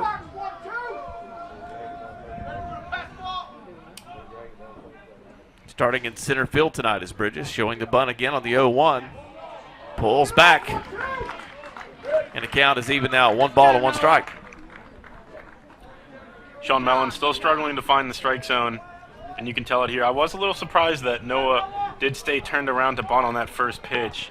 He should have just been taking it all the way. He could have shown the bunt at first, but now he sits at a 1-1 count.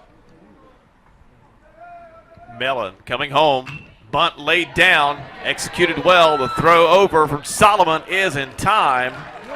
And the runner is pushed down to second base. Now in scoring position is Levi Gazelle. First out recorded, but job well done for Noah Bridges. And I really want to give the credit to Mazza here.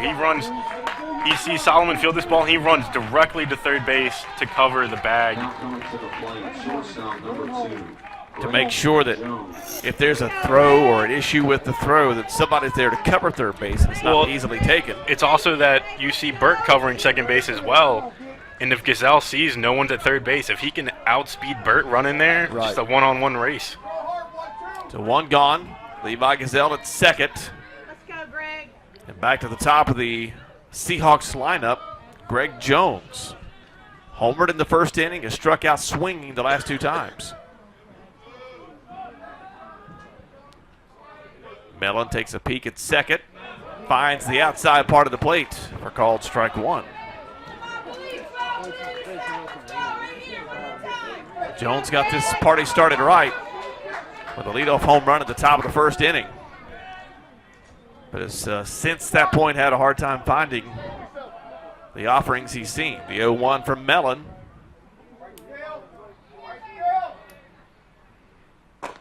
Is high and away, ball 1. Mellon's still really struggling out there on the mound. He throws a strike occasionally, but he's throwing it more of a 50-50, so if you're Jones, you know a lot of balls aren't going to be in the strike zone. His pitch count is now into the lower 50s. Sean Mellon. 1 ball, 1 strike, 1 out. Jones sends one into right field. McConnell fields it there, but Gazelle will turn and make the run home easily, and it's back to a 2-run lead for the Seahawks, now 6-4. Jones coming up big again. And Sean Mellon's night appears to be over as Coach Mike Glavin makes the walk to the mound. So while he's having the conversation, we'll take a break. Introduce you to the new pitcher for the Huskies when we come back. Seahawks in front 6-4 on Sports Live. And we're back here at Veterans Memorial Park, Harrisonburg, Virginia. As you get a good look at the relief pitcher for the Northeastern Huskies, Andrew Masiziak, 12 saves on the year, a 3.02 ERA, 58 strikeouts, a little better than 50 innings pitched. He comes in with his team down 2 runs, 1 out here in the 7th inning. Masiziak came in last night in relief and pitched really well against the Phoenix of Elon. 1 hit, no runs, over 2 innings is what he allowed last night. Hard throwing left-hander. I was actually leaving the ballpark last night and saw him with his family. Talk about smiles all around. There were smiles all around. Yeah, after Sean Mellon, you see Andrew Masiziak, their ace closer, their ace guy out of the bullpen. But UNCW's done a great job handling Mellon. And watching Masiziak, they're similar style pitchers. As long as Masiziak has the ability to locate the ball well, I think he'll do just fine.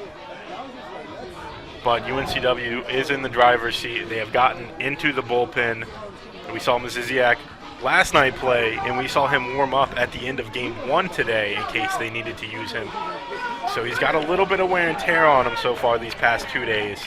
We'll see how long he can last. He's got to worry about Greg Jones at first base for the Seahawks. And the catcher for UNCW, Ryan Jeffers, to the plate. He walked his last time up, had ground out in his previous 2 appearances. Throw over to Jones in the dirt, but nice job by Farrell to pull it up. And this is a great spot to be in if you're Jeffers. You know Masiziak is going to be paying a lot of attention to Jones at first base, who's a huge threat to steal. The pitch home, popped in the air toward right field. Shallow, and Ian Fair, the second baseman, able to get out there as McConnell playing awfully deep, and rightfully so. So the second out recorded. Jeffers showing that he knew he didn't get all that one for sure. Yeah, he got right under this ball, and he knows it too. You see him just jog it out a little bit as Ian Fair sits perfectly under to make that play. So 2 gone, Jones at first, throw over again. And Mason Byrne, the first baseman for UNC Wilmington, struck out looking his last time up. He's 0 for 3, a ground out, a fly out, and of course the strikeout that I just mentioned. Masiziak finds the outside corner, strike 1. 2 gone here in the top of the 7th. Wilmington has added another run to push the lead to 6-4. They're looking to add more with a speedy Greg Jones at first. That pitch comes in on Byrne, ball 1.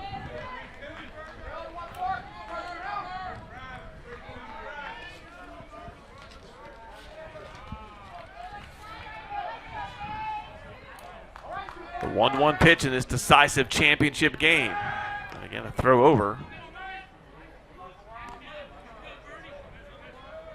Jones 16 of 20. Stolen bases versus attempts.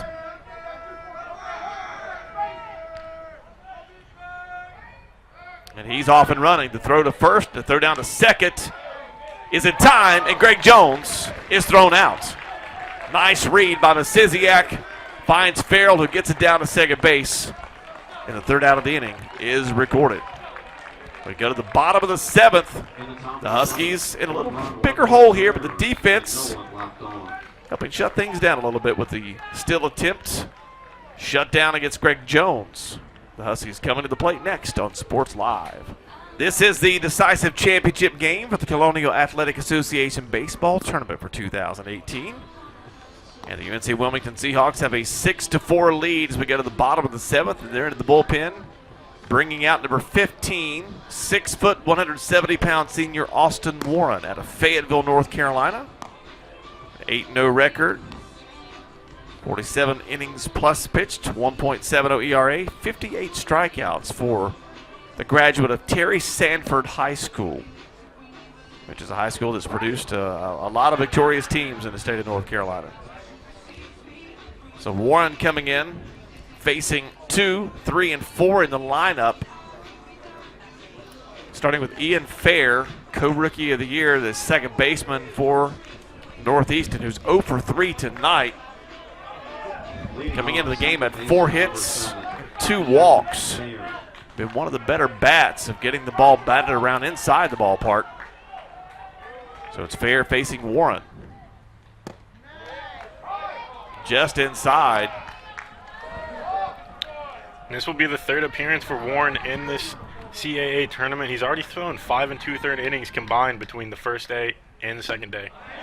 That one in the dirt. Did he go around? Yes, he did.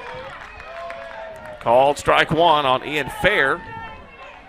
Brian Miller at first base, giving the sign to ring him up. So 1 ball, 1 strike. That one on the outside part of the plate, just down and away. Huskies the number 1 seed in the tournament. We're pushed into the elimination bracket by the Seahawks on Thursday as Warren comes inside to get a called strike 2. Wilmington definitely has been the hottest team after getting past Delaware on Wednesday. Fairly easy wins over Northeastern and Elon. Hard hit into the dugout netting down the first base line where the Northeastern Huskies are housed right now.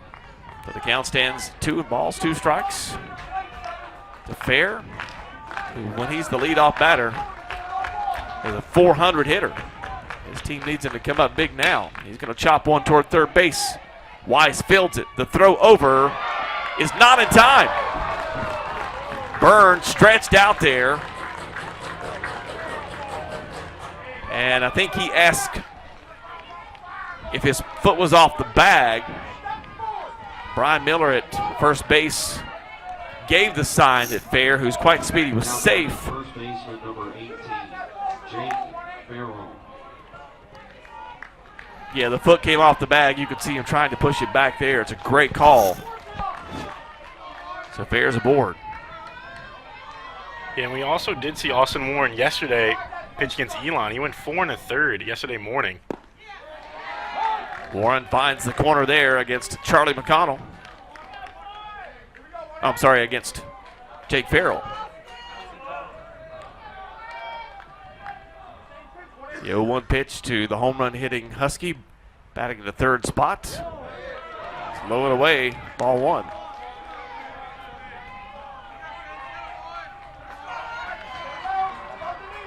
Farrell struck out and has flown out. So he's 0 for 3 tonight.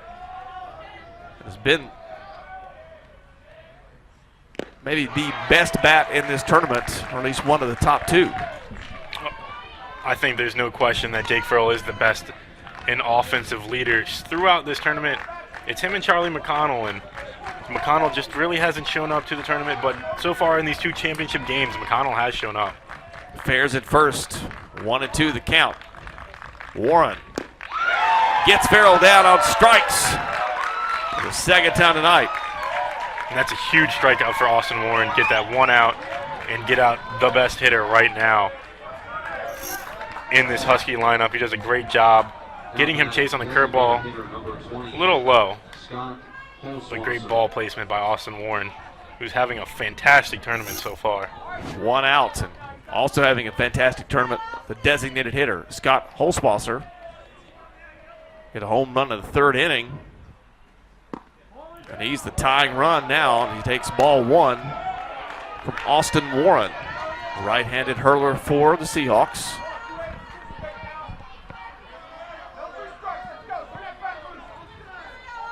Holzwasser with 5 hits in this tournament, including the home run earlier today. The 1-0, 1-out pitch. Outside part of the plate, strike 1.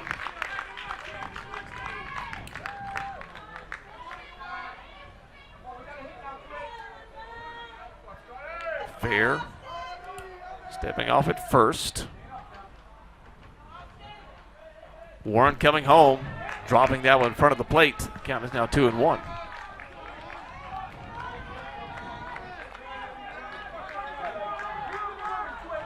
Ian Fair 6 of 7 in stolen base attempts this year,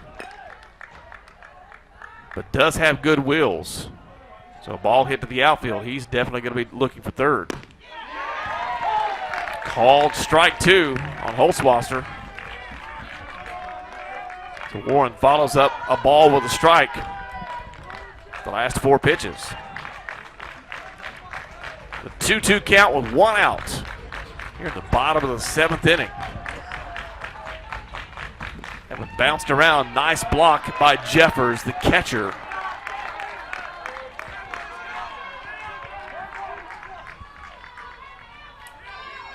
Did a great job keeping that ball in front of him, and Body probably paid the price for it.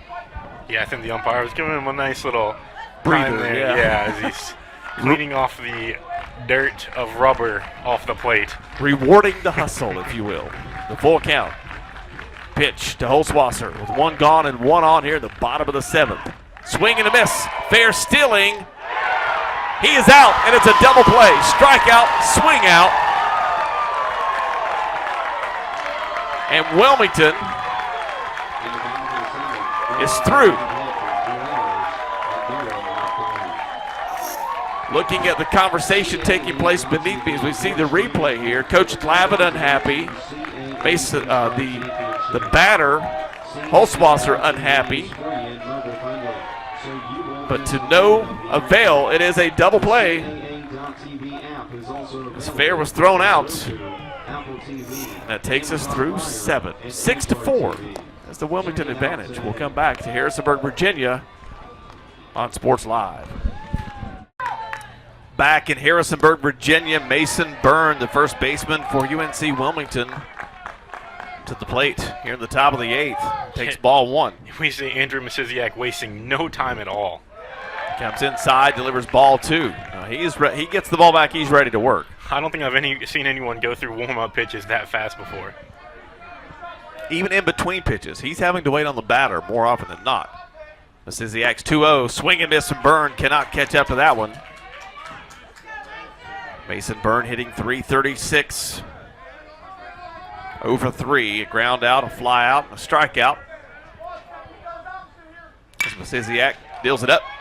Shot to shortstop. Burt knocks it down. The throw is in time. Terrific play by Max Burt, the senior shortstop for Northeastern. Yeah, at first I thought he shouldn't have just eaten the throw and not thrown it at all just in case the ball does get away, but he's got a strong arm over there at shortstop. Did a great job knocking it down, then locating it, then picking it up, and the throw over just in time. And we've seen plays like that this entire tournament. Has kept Brown to the plate now. Doubled his last time up to right field. And he's behind 0-1 with 1 gone. But the shortstops in this tournament have been terrific. Brown behind now 0-2. Yeah, you can see Mazza trying to get the sign. Misiziak's already ready to go, and he's got to look at his arm and put the sign down, and the Misiziak's going. That one's going to be popped away as well. Andrew Misiziak is a quick worker for sure.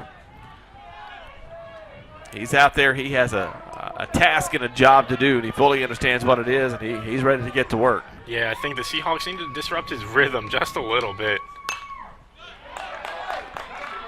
Brown cannot catch up. Still behind 0-2.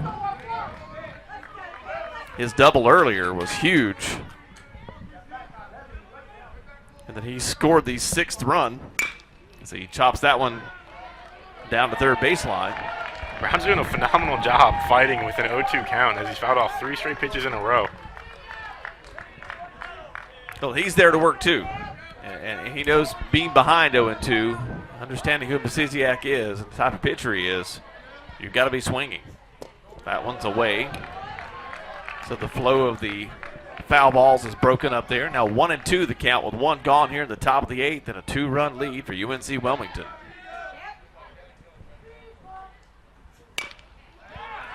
then we go back to fouling things off again. And that was the 7th pitch of the at-bat to Kep Brown. And Brown really trying to figure it out. Is getting there just a bit late. Sophomore. Fouls off another. He's fouled off every pitch but the ball that's called. So we count it 1-2. Brown steps out, trying to collect his thoughts to be able to come up with a big hit here. But why break tradition, right? Misiziak, 8 pitches through 1 inning of work. He has thrown 8 pitches to Kep Brown. Nice off-speed pitch missing outside, now 2-2. Misiziak, though, gets the ball back and again is waiting on the batter to get in the box. The 2-2 pitch with 1 out. A hard hit ball to left field, a terrific at bat for Kep Brown. And he comes up with a big hit for the Seahawks with 1 gone here in the 8th.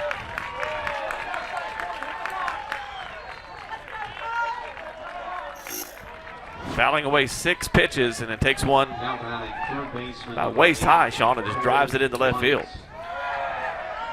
Yeah, I mean, listen to this line. Foul, foul, foul, foul, foul, ball, 4 more foul balls, and then another ball before he hits that single to left field.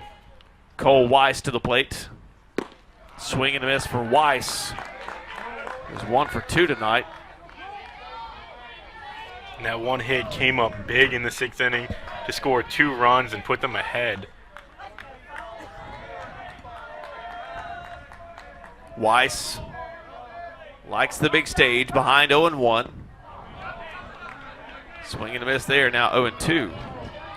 You and I were talking before we came on the air this evening about, if this team wins, who are guys are going to likely to make the all-tournament team and likely to contend for maybe the most outstanding player. And you and I both agreed that, Wilmington wins. Cole Weiss has got to be in consideration for a guy who's been maybe the strongest player on his team. The 0-2 inside, ball 1. Yeah, throughout this tournament, we've seen great play from Cole Weiss, Greg Jones, the shortstop, and also Ryan Jeffers, the catcher. It could be any of those 3. And right now today, we see Cole Weiss doing an extremely good job.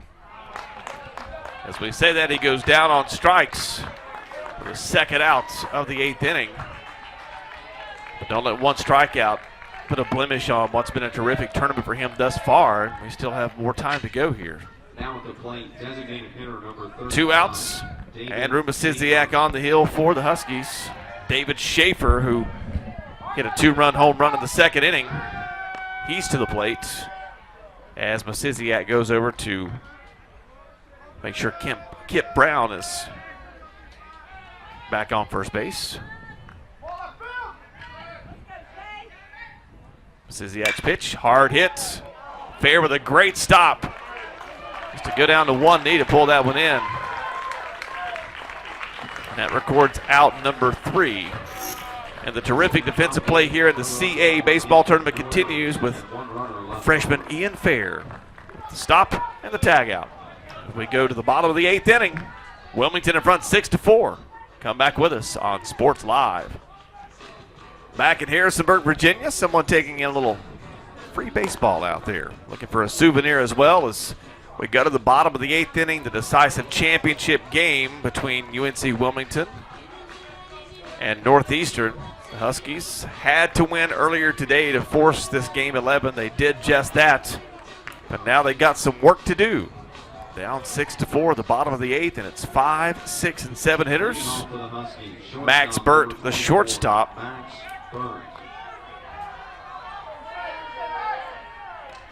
Who hit a double back in the 2nd inning, was hit by a pitch and walked. And he takes ball 1 from Austin Warren, who comes out for his 2nd inning of work for UNC Wilmington.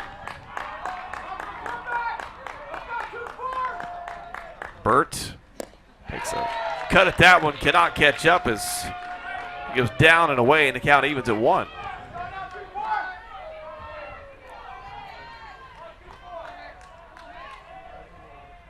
Warren to Burt. Fly ball to left field. Is it in a trouble spot? It is. Jones makes a terrific effort. Ball is loose.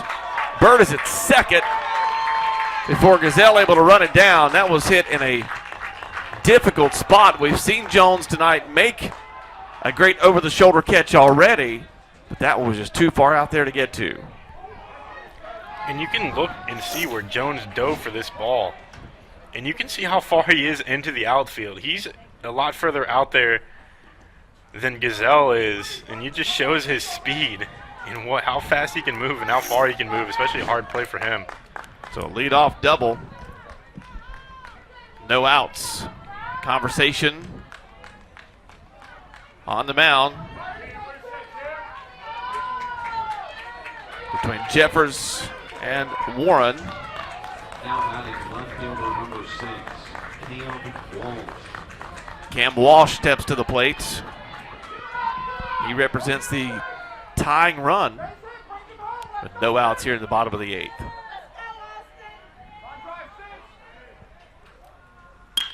That one's going to be hard hit down toward the end of the bullpen for UNC Wilmington down the third baseline. So Walsh falls behind 0-1.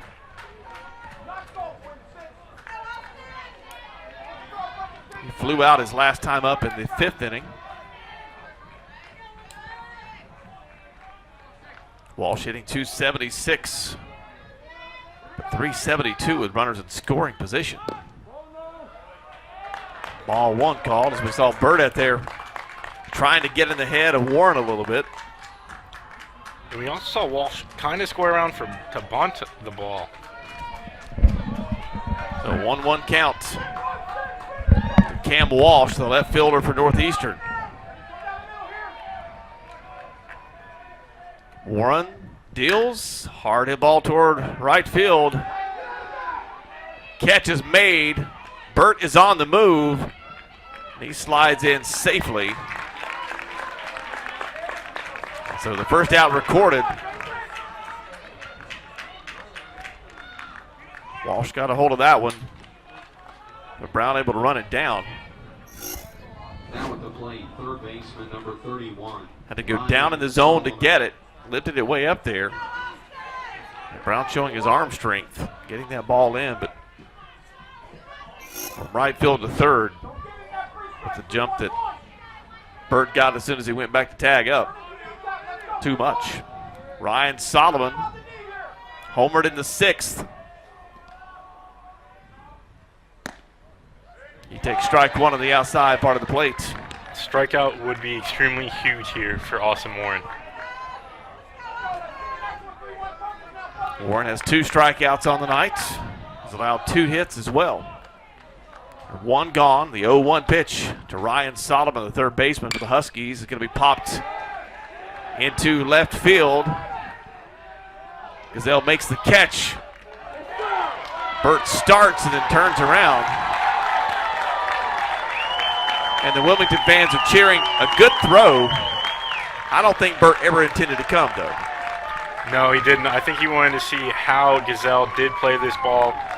As he knew he had to come rushing in, he wanted to see maybe he could overrun it, maybe just a little bit, but you see Gazelle gets right under it. It's just a little shallow fly ball and perfect for him to catch. You see Jones run out of the way as he gets his momentum going forward, and Gazelle out there with a strong arm. Yeah, it was a great throw home. I just think Burt was testing a little bit, as you said. Burt was doubled over there catching his breath. So now 2 outs. And we're going to see a pinch hitter for the Huskies. Kyle Peterson has 1 hit in the tournament. The left-hander, batting .246, steps in. And he takes strike 1. What a big opportunity to be put into here in the bottom of the 8th. You represent the tying run. But you've got a runner at third base, 2 outs. Before you get to 6, you got to get to 5. Can Peterson bring home Burt? The 0-1 pitch. Ball, strike 2. Yeah, and we see John Mazza struggling at the plate. We see Giesland struggling at the plate there. Both do not have any hits in this tournament. So that is why we see Kyle Peterson coming in to pinch hit, and I'm sure we'll see Giesland come in to catch in the top half of this inning. The 0-2 pitch with 2 outs and a runner at third base. To Kyle Peterson. Was in the dirt, rolls away. Jeffers able to track it down as it rolled actually back toward third base. So Burt had to retreat. Now cheering on his teammate, Kyle Peterson, a sophomore. He's behind 1 and 2 with 2 outs to Austin Warren. And a swing and a miss. Warren is out of the jam. And we go to the top of the 9th inning. Seahawks will try to add to their cushion. They've been able to hang on to the cushion with some tremendous defense and good pitching by Austin Warren. And strike 3 there as we go to the top 9 on Sports Live. UNC Wilmington fans, a lot to smile about now as we're in the top half of the 9th inning. Their team in front 6-4. Leading off in the top Chance to spread the lead out just a little bit more. Second baseman number 4, Doug Angeli. Doug Angeli will come to the plate. And Michael Giesland is now catching for Northeastern. Called strike 1 on Angeli from Andrew Masiziak. Masiziak ready to work again. Outside part of the plate called at strike 2. Masiziak has allowed 1 hit, struck out 1. This is the 6th batter he's faced. Swing and a miss there. The throw down is in time. So Angeli is retired for the first out of the top of the 9th. Northeastern has stranded 7 runners tonight as they trail by 2 here. If this story and this situation were to hold, that would definitely be one of the things to look back at. Levi Gazelle comes to the plate. Takes ball 1 on the outside part.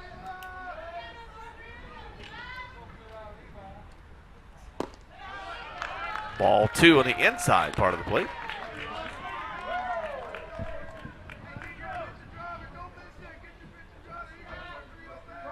Masiziak's pitch. Ball 3. Andrew Masiziak has struck out 60 this year. But he just walked his 13th batter. So Gazelle is aboard for the Seahawks. So we go to the 9th hole hitter. Noah Bridges. Center fielder number 22, Noah Bridges. He's 0 for 2 tonight. So runner aboard, 1 out. Top of the 9th for Bridges. Batting .243 on the year as the throw goes over to first base. Yeah, and don't count out another bunt in this situation as well. It brings up the hot Greg Jones with 2 outs and a runner on second base. Now Bridges bunted. Gazelle successful last time. The pitch gets away.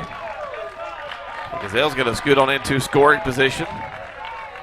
As Giesland can't handle that offering with Masiziak. Yeah, I think that's a pass ball on Giesland, but it also could be the wrong pitch being thrown by Masiziak. But one thing about it is that Noah Bridges is squared around a bunt, and that ball's kind of coming at him. And when he turns back away, that's when Giesland can finally pick up the ball, and he doesn't have enough time to react. A 1-0 count. Gazelle at second. Bridges, after a conversation, going to settle back in. 1 gone, 1-0 for Wilmington here in the top of the 9th. Against Northeastern's Andrew Masiziak.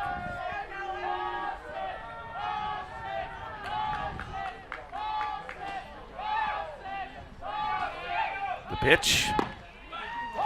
Called strike 1.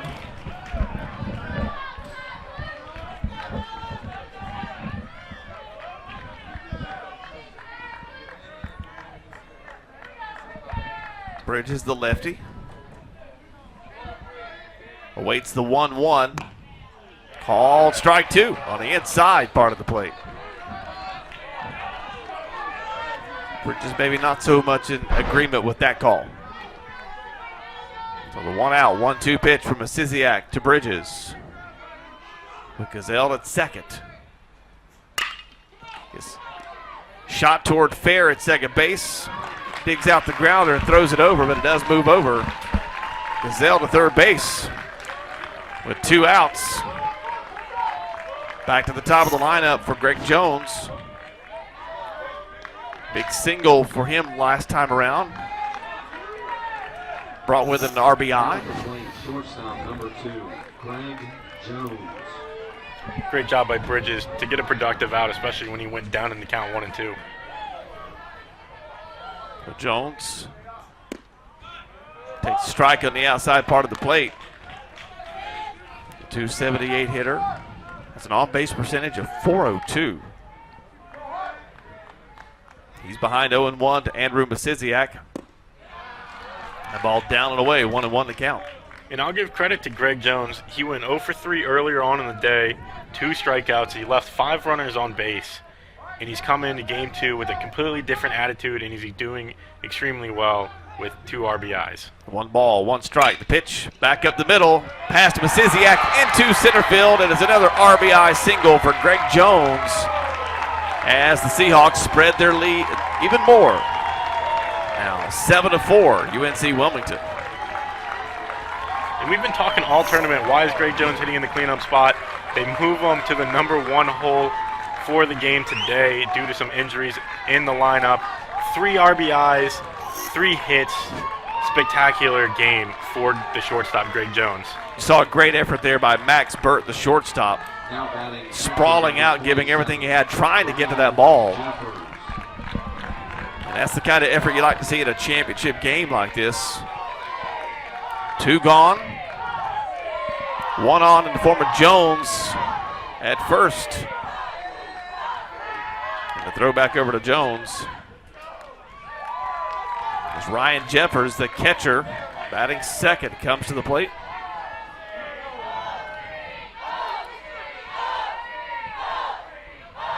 Masiziak drops that one in just outside for ball 1. Yeah, you can hear the very loud Seahawks fans chanting Seahawks. Definitely have a great turnout at today's game, and 3 more outs for the Seahawks and their CAA champs. They're front 7-4.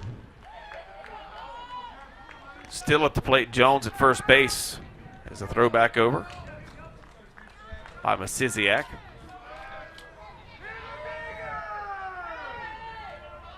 Jeffers awaits the 1-0 pitch.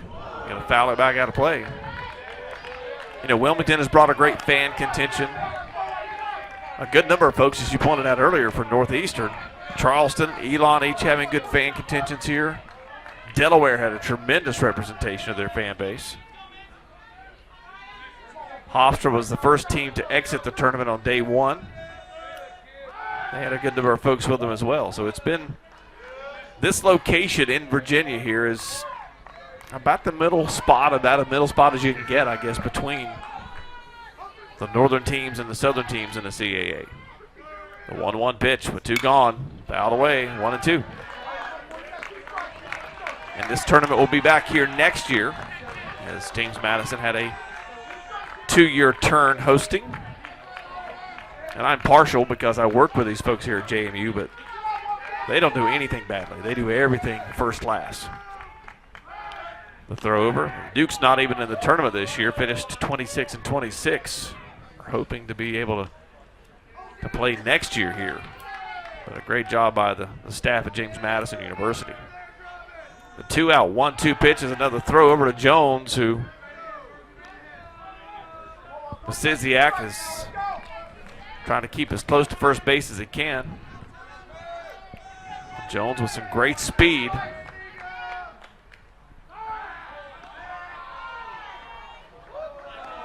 He's wandering out there, and he can turn and go at the blink of an eye. He's got Jones as a base stealer has a great first step and a great get down the line.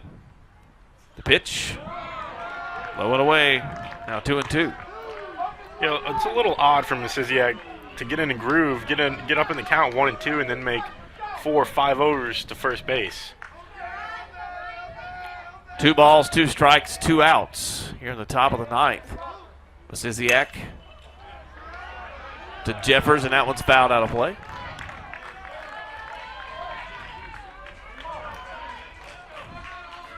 So the at-bat will continue.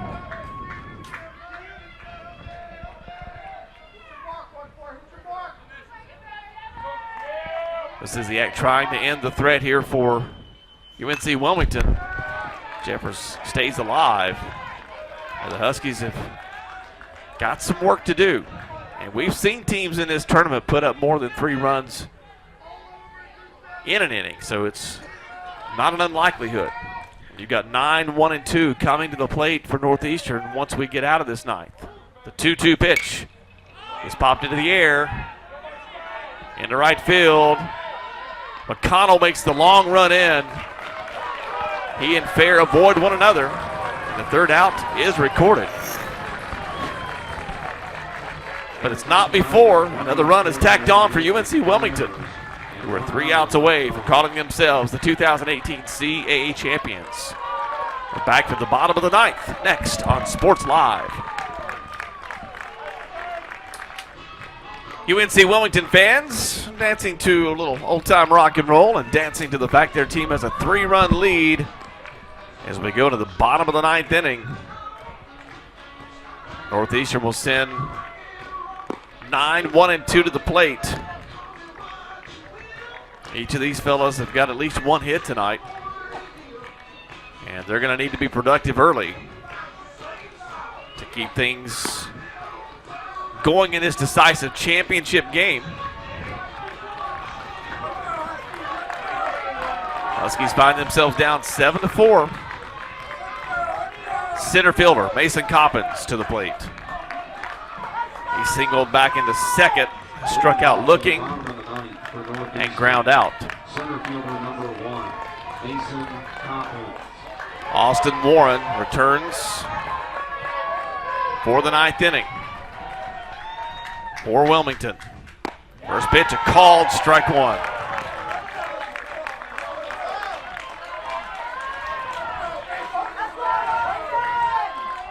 The 0-1 from Warren is fouled away. He's out in front 0-2. Warren has struck out 3, allowed 2 hits in the 7 batters he's faced here in the late stages of this championship game. The 0-2 delivery is hit over the head of the second baseman into right field. Lunging effort from Angeli, just can't get there. And it's a leadoff single for the Huskies, who needed that badly. Yeah, and Angeli just misplays this ball a little bit. You see him run forward right here, and then he starts his run back and tries to jump for it. Charlie McConnell now to the plate. Charlie McConnell. 1 for 4 tonight for the CAA Player of the Year. Good wills on Coppins. Good wills on McConnell if he can put the ball in play. He takes strike 1 from Austin Warren, who just gave up his 3rd hit. And in this situation, Coppins doesn't matter at first base. You got to focus on the out at home.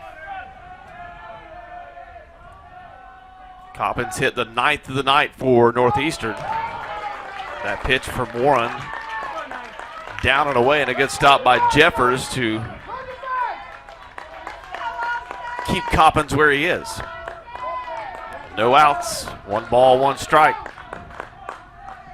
for the .336 hitting Charlie McConnell. And he's going to foul one down the first base line. Count is 1-2.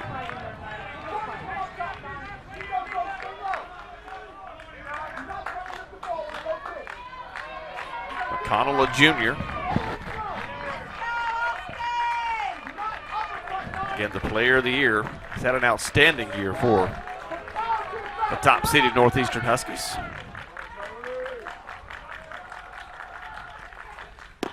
He takes a called strike three on the outside part of the plate for the first out of the night. Terrific pitch by Austin Warren. Now coming to the plate, second baseman number Austin Warren has thrown 8 complete shutout innings so far across 3 games in this tournament. And what a pitch by him to get the CAA Player of the Year, Charlie McConnell, for the first out. A huge out for this inning. Comes in at the knees and drops out there. So 1 gone for Ian Fair, co-rookie of the year. Terrific second baseman for Northeastern. And that pitch by Warren misses. Ball 1. Coppins at first, with 1 out. Huskies down 3 runs. Warren misfires on back-to-back pitches.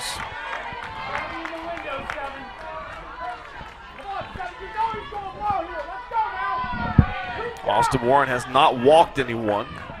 It's coming into the game. It's the 10th batter he'll have faced tonight. It's fouled away by Ian Fair.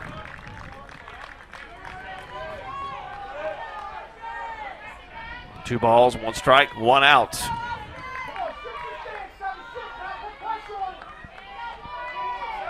Jake Farrell on deck. He's 0 for 4 tonight.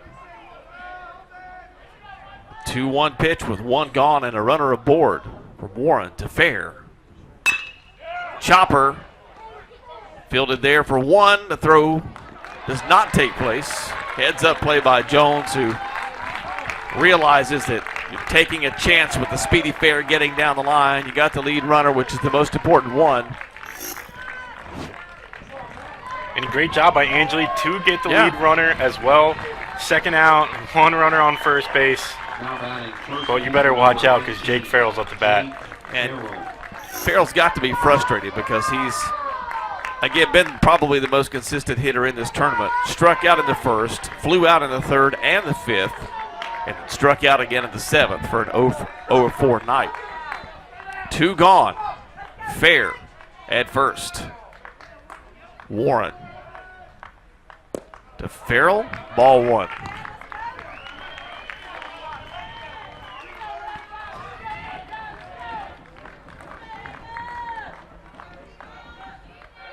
Warren settles back in.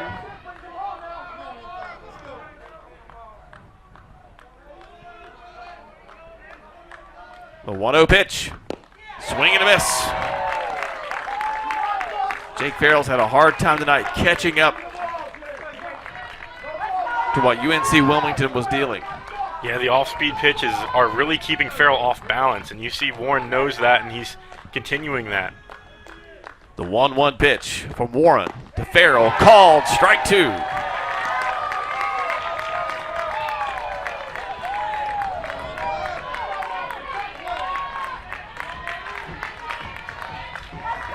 Farrell stepping out for just a moment. The junior first baseman. Warren's pitch. Down and away. Now 2 balls, 2 strikes, 2 outs, a runner aboard, and the Huskies down 3 runs.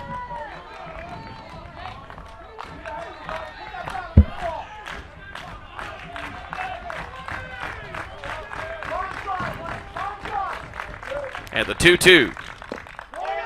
Just outside, the count runs full. That pitch was extremely close. And especially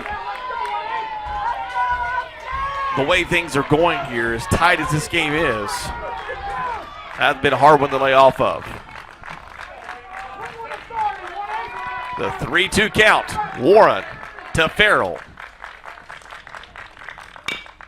Is fouled away. And the at-bat stays at least one more opportunity for Jake Farrell. Yeah, and with the full count, we'll see Ian Fair on the move just get a little jump early on. But that run doesn't really matter. It's all about Austin Warren and Jake Farrell. 3 balls, 2 strikes, 2 outs. Warren to Farrell. Call strike 3, and the UNC Wilmington Seahawks are the 2018 CAA baseball champions. And that was a fantastic game by the Seahawks. Way to come in clutch and way to get hits and runs on the board. The celebration is on in Harrisonburg, Virginia.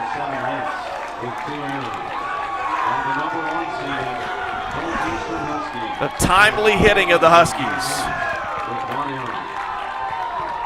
Terrific defense when they needed it.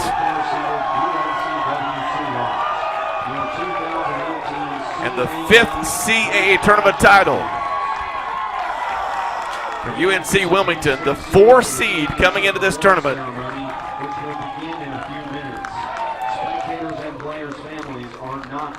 They've definitely been the hottest team in this tournament for sure. It took an extra game, but it's all worth it now. Final score, UNC Wilmington 7, the Huskies of Northeastern 4. Obviously the top-seeded Huskies dejected right now. The Seahawks getting the automatic bid into the NCAA tournament. Will Northeastern have done enough to get themselves there? You see the emotion. Warren with the fist pump, the glove goes down, and the celebration is on.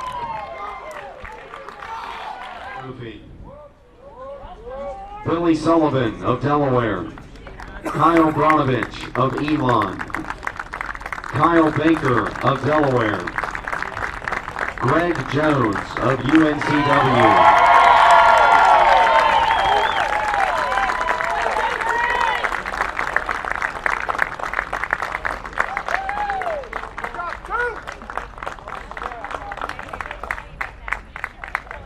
Ian Fair of Northeastern.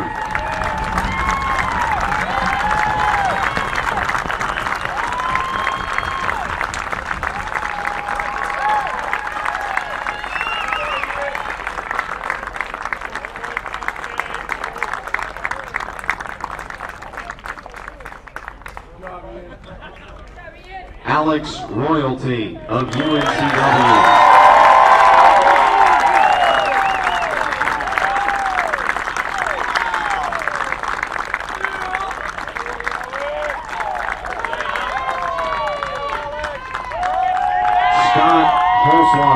Of Northeastern.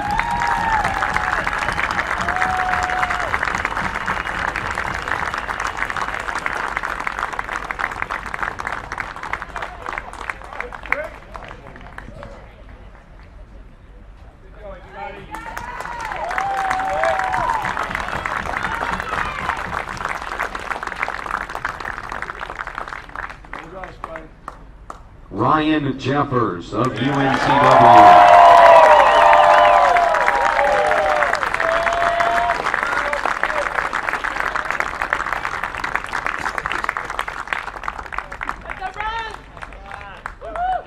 Kyle Murphy of Northeastern.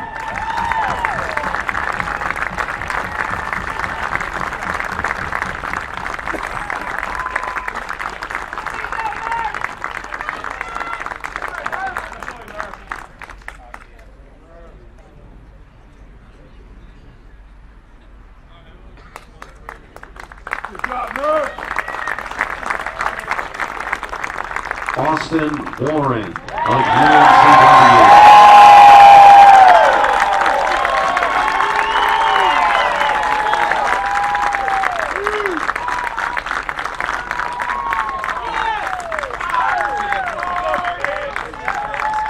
Jake Farrell of Northeastern.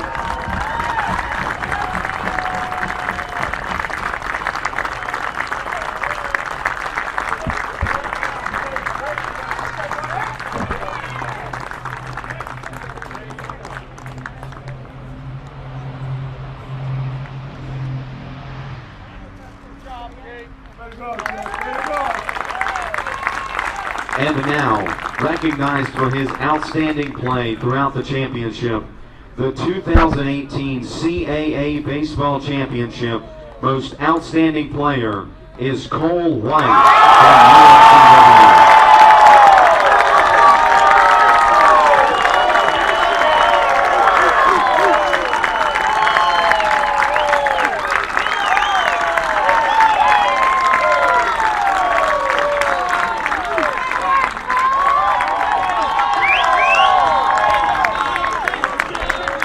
Before awarding the championship trophy this evening, the CAA would like to recognize the runner-up in the 2018 CAA Baseball Championship. Let's give the Huskies of Northeastern a round of applause for their outstanding play all season long.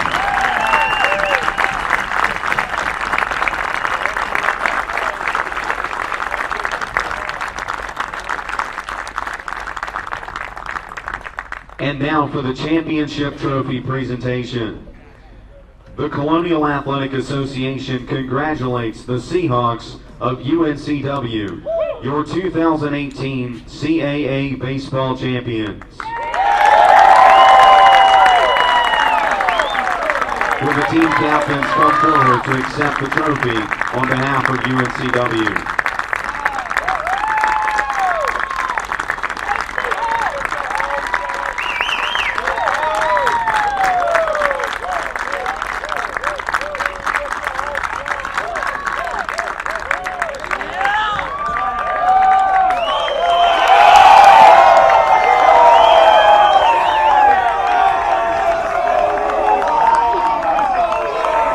Ladies and gentlemen, thank you for your support of the CAA Baseball Championship. We look forward to returning to Harrisonburg for the 2019 CAA Baseball Championship Tournament. Safe travels.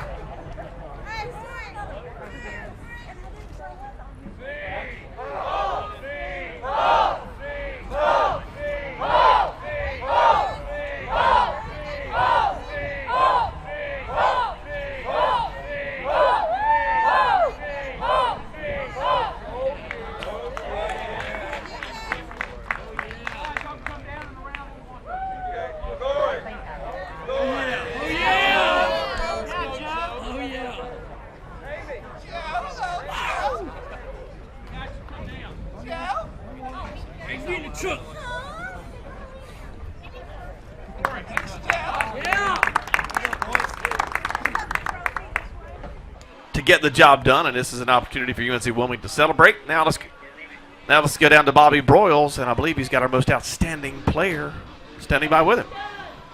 Thanks a lot, guys. Down here with the most outstanding performer of the tournament, Cole Wise. Cole, first of all, congratulations. Talk about the win, what this means to you and the program. You know, a couple years you've been made to the spot, fell up short, but today, conference champs. I mean, it means a lot for this team. I mean, we never give up. We've gone all 55 games this year. I'm like, it's a team effort. I'm like, we've bonded so much this year. Took every single guy this week, and we couldn't be more proud of this team. Cole, you had RBIs in 4 of the 5 games this week. What worked for you this week? How were you able to get hot? I mean, I was just trying to stick to my approach. I've been getting a little short with my load, so I've been trying to really get back to my load and just put good swings on the ball. How excited are you, Cole, now heading to the NCAA tournament now? This is definitely by far one of the best feelings ever.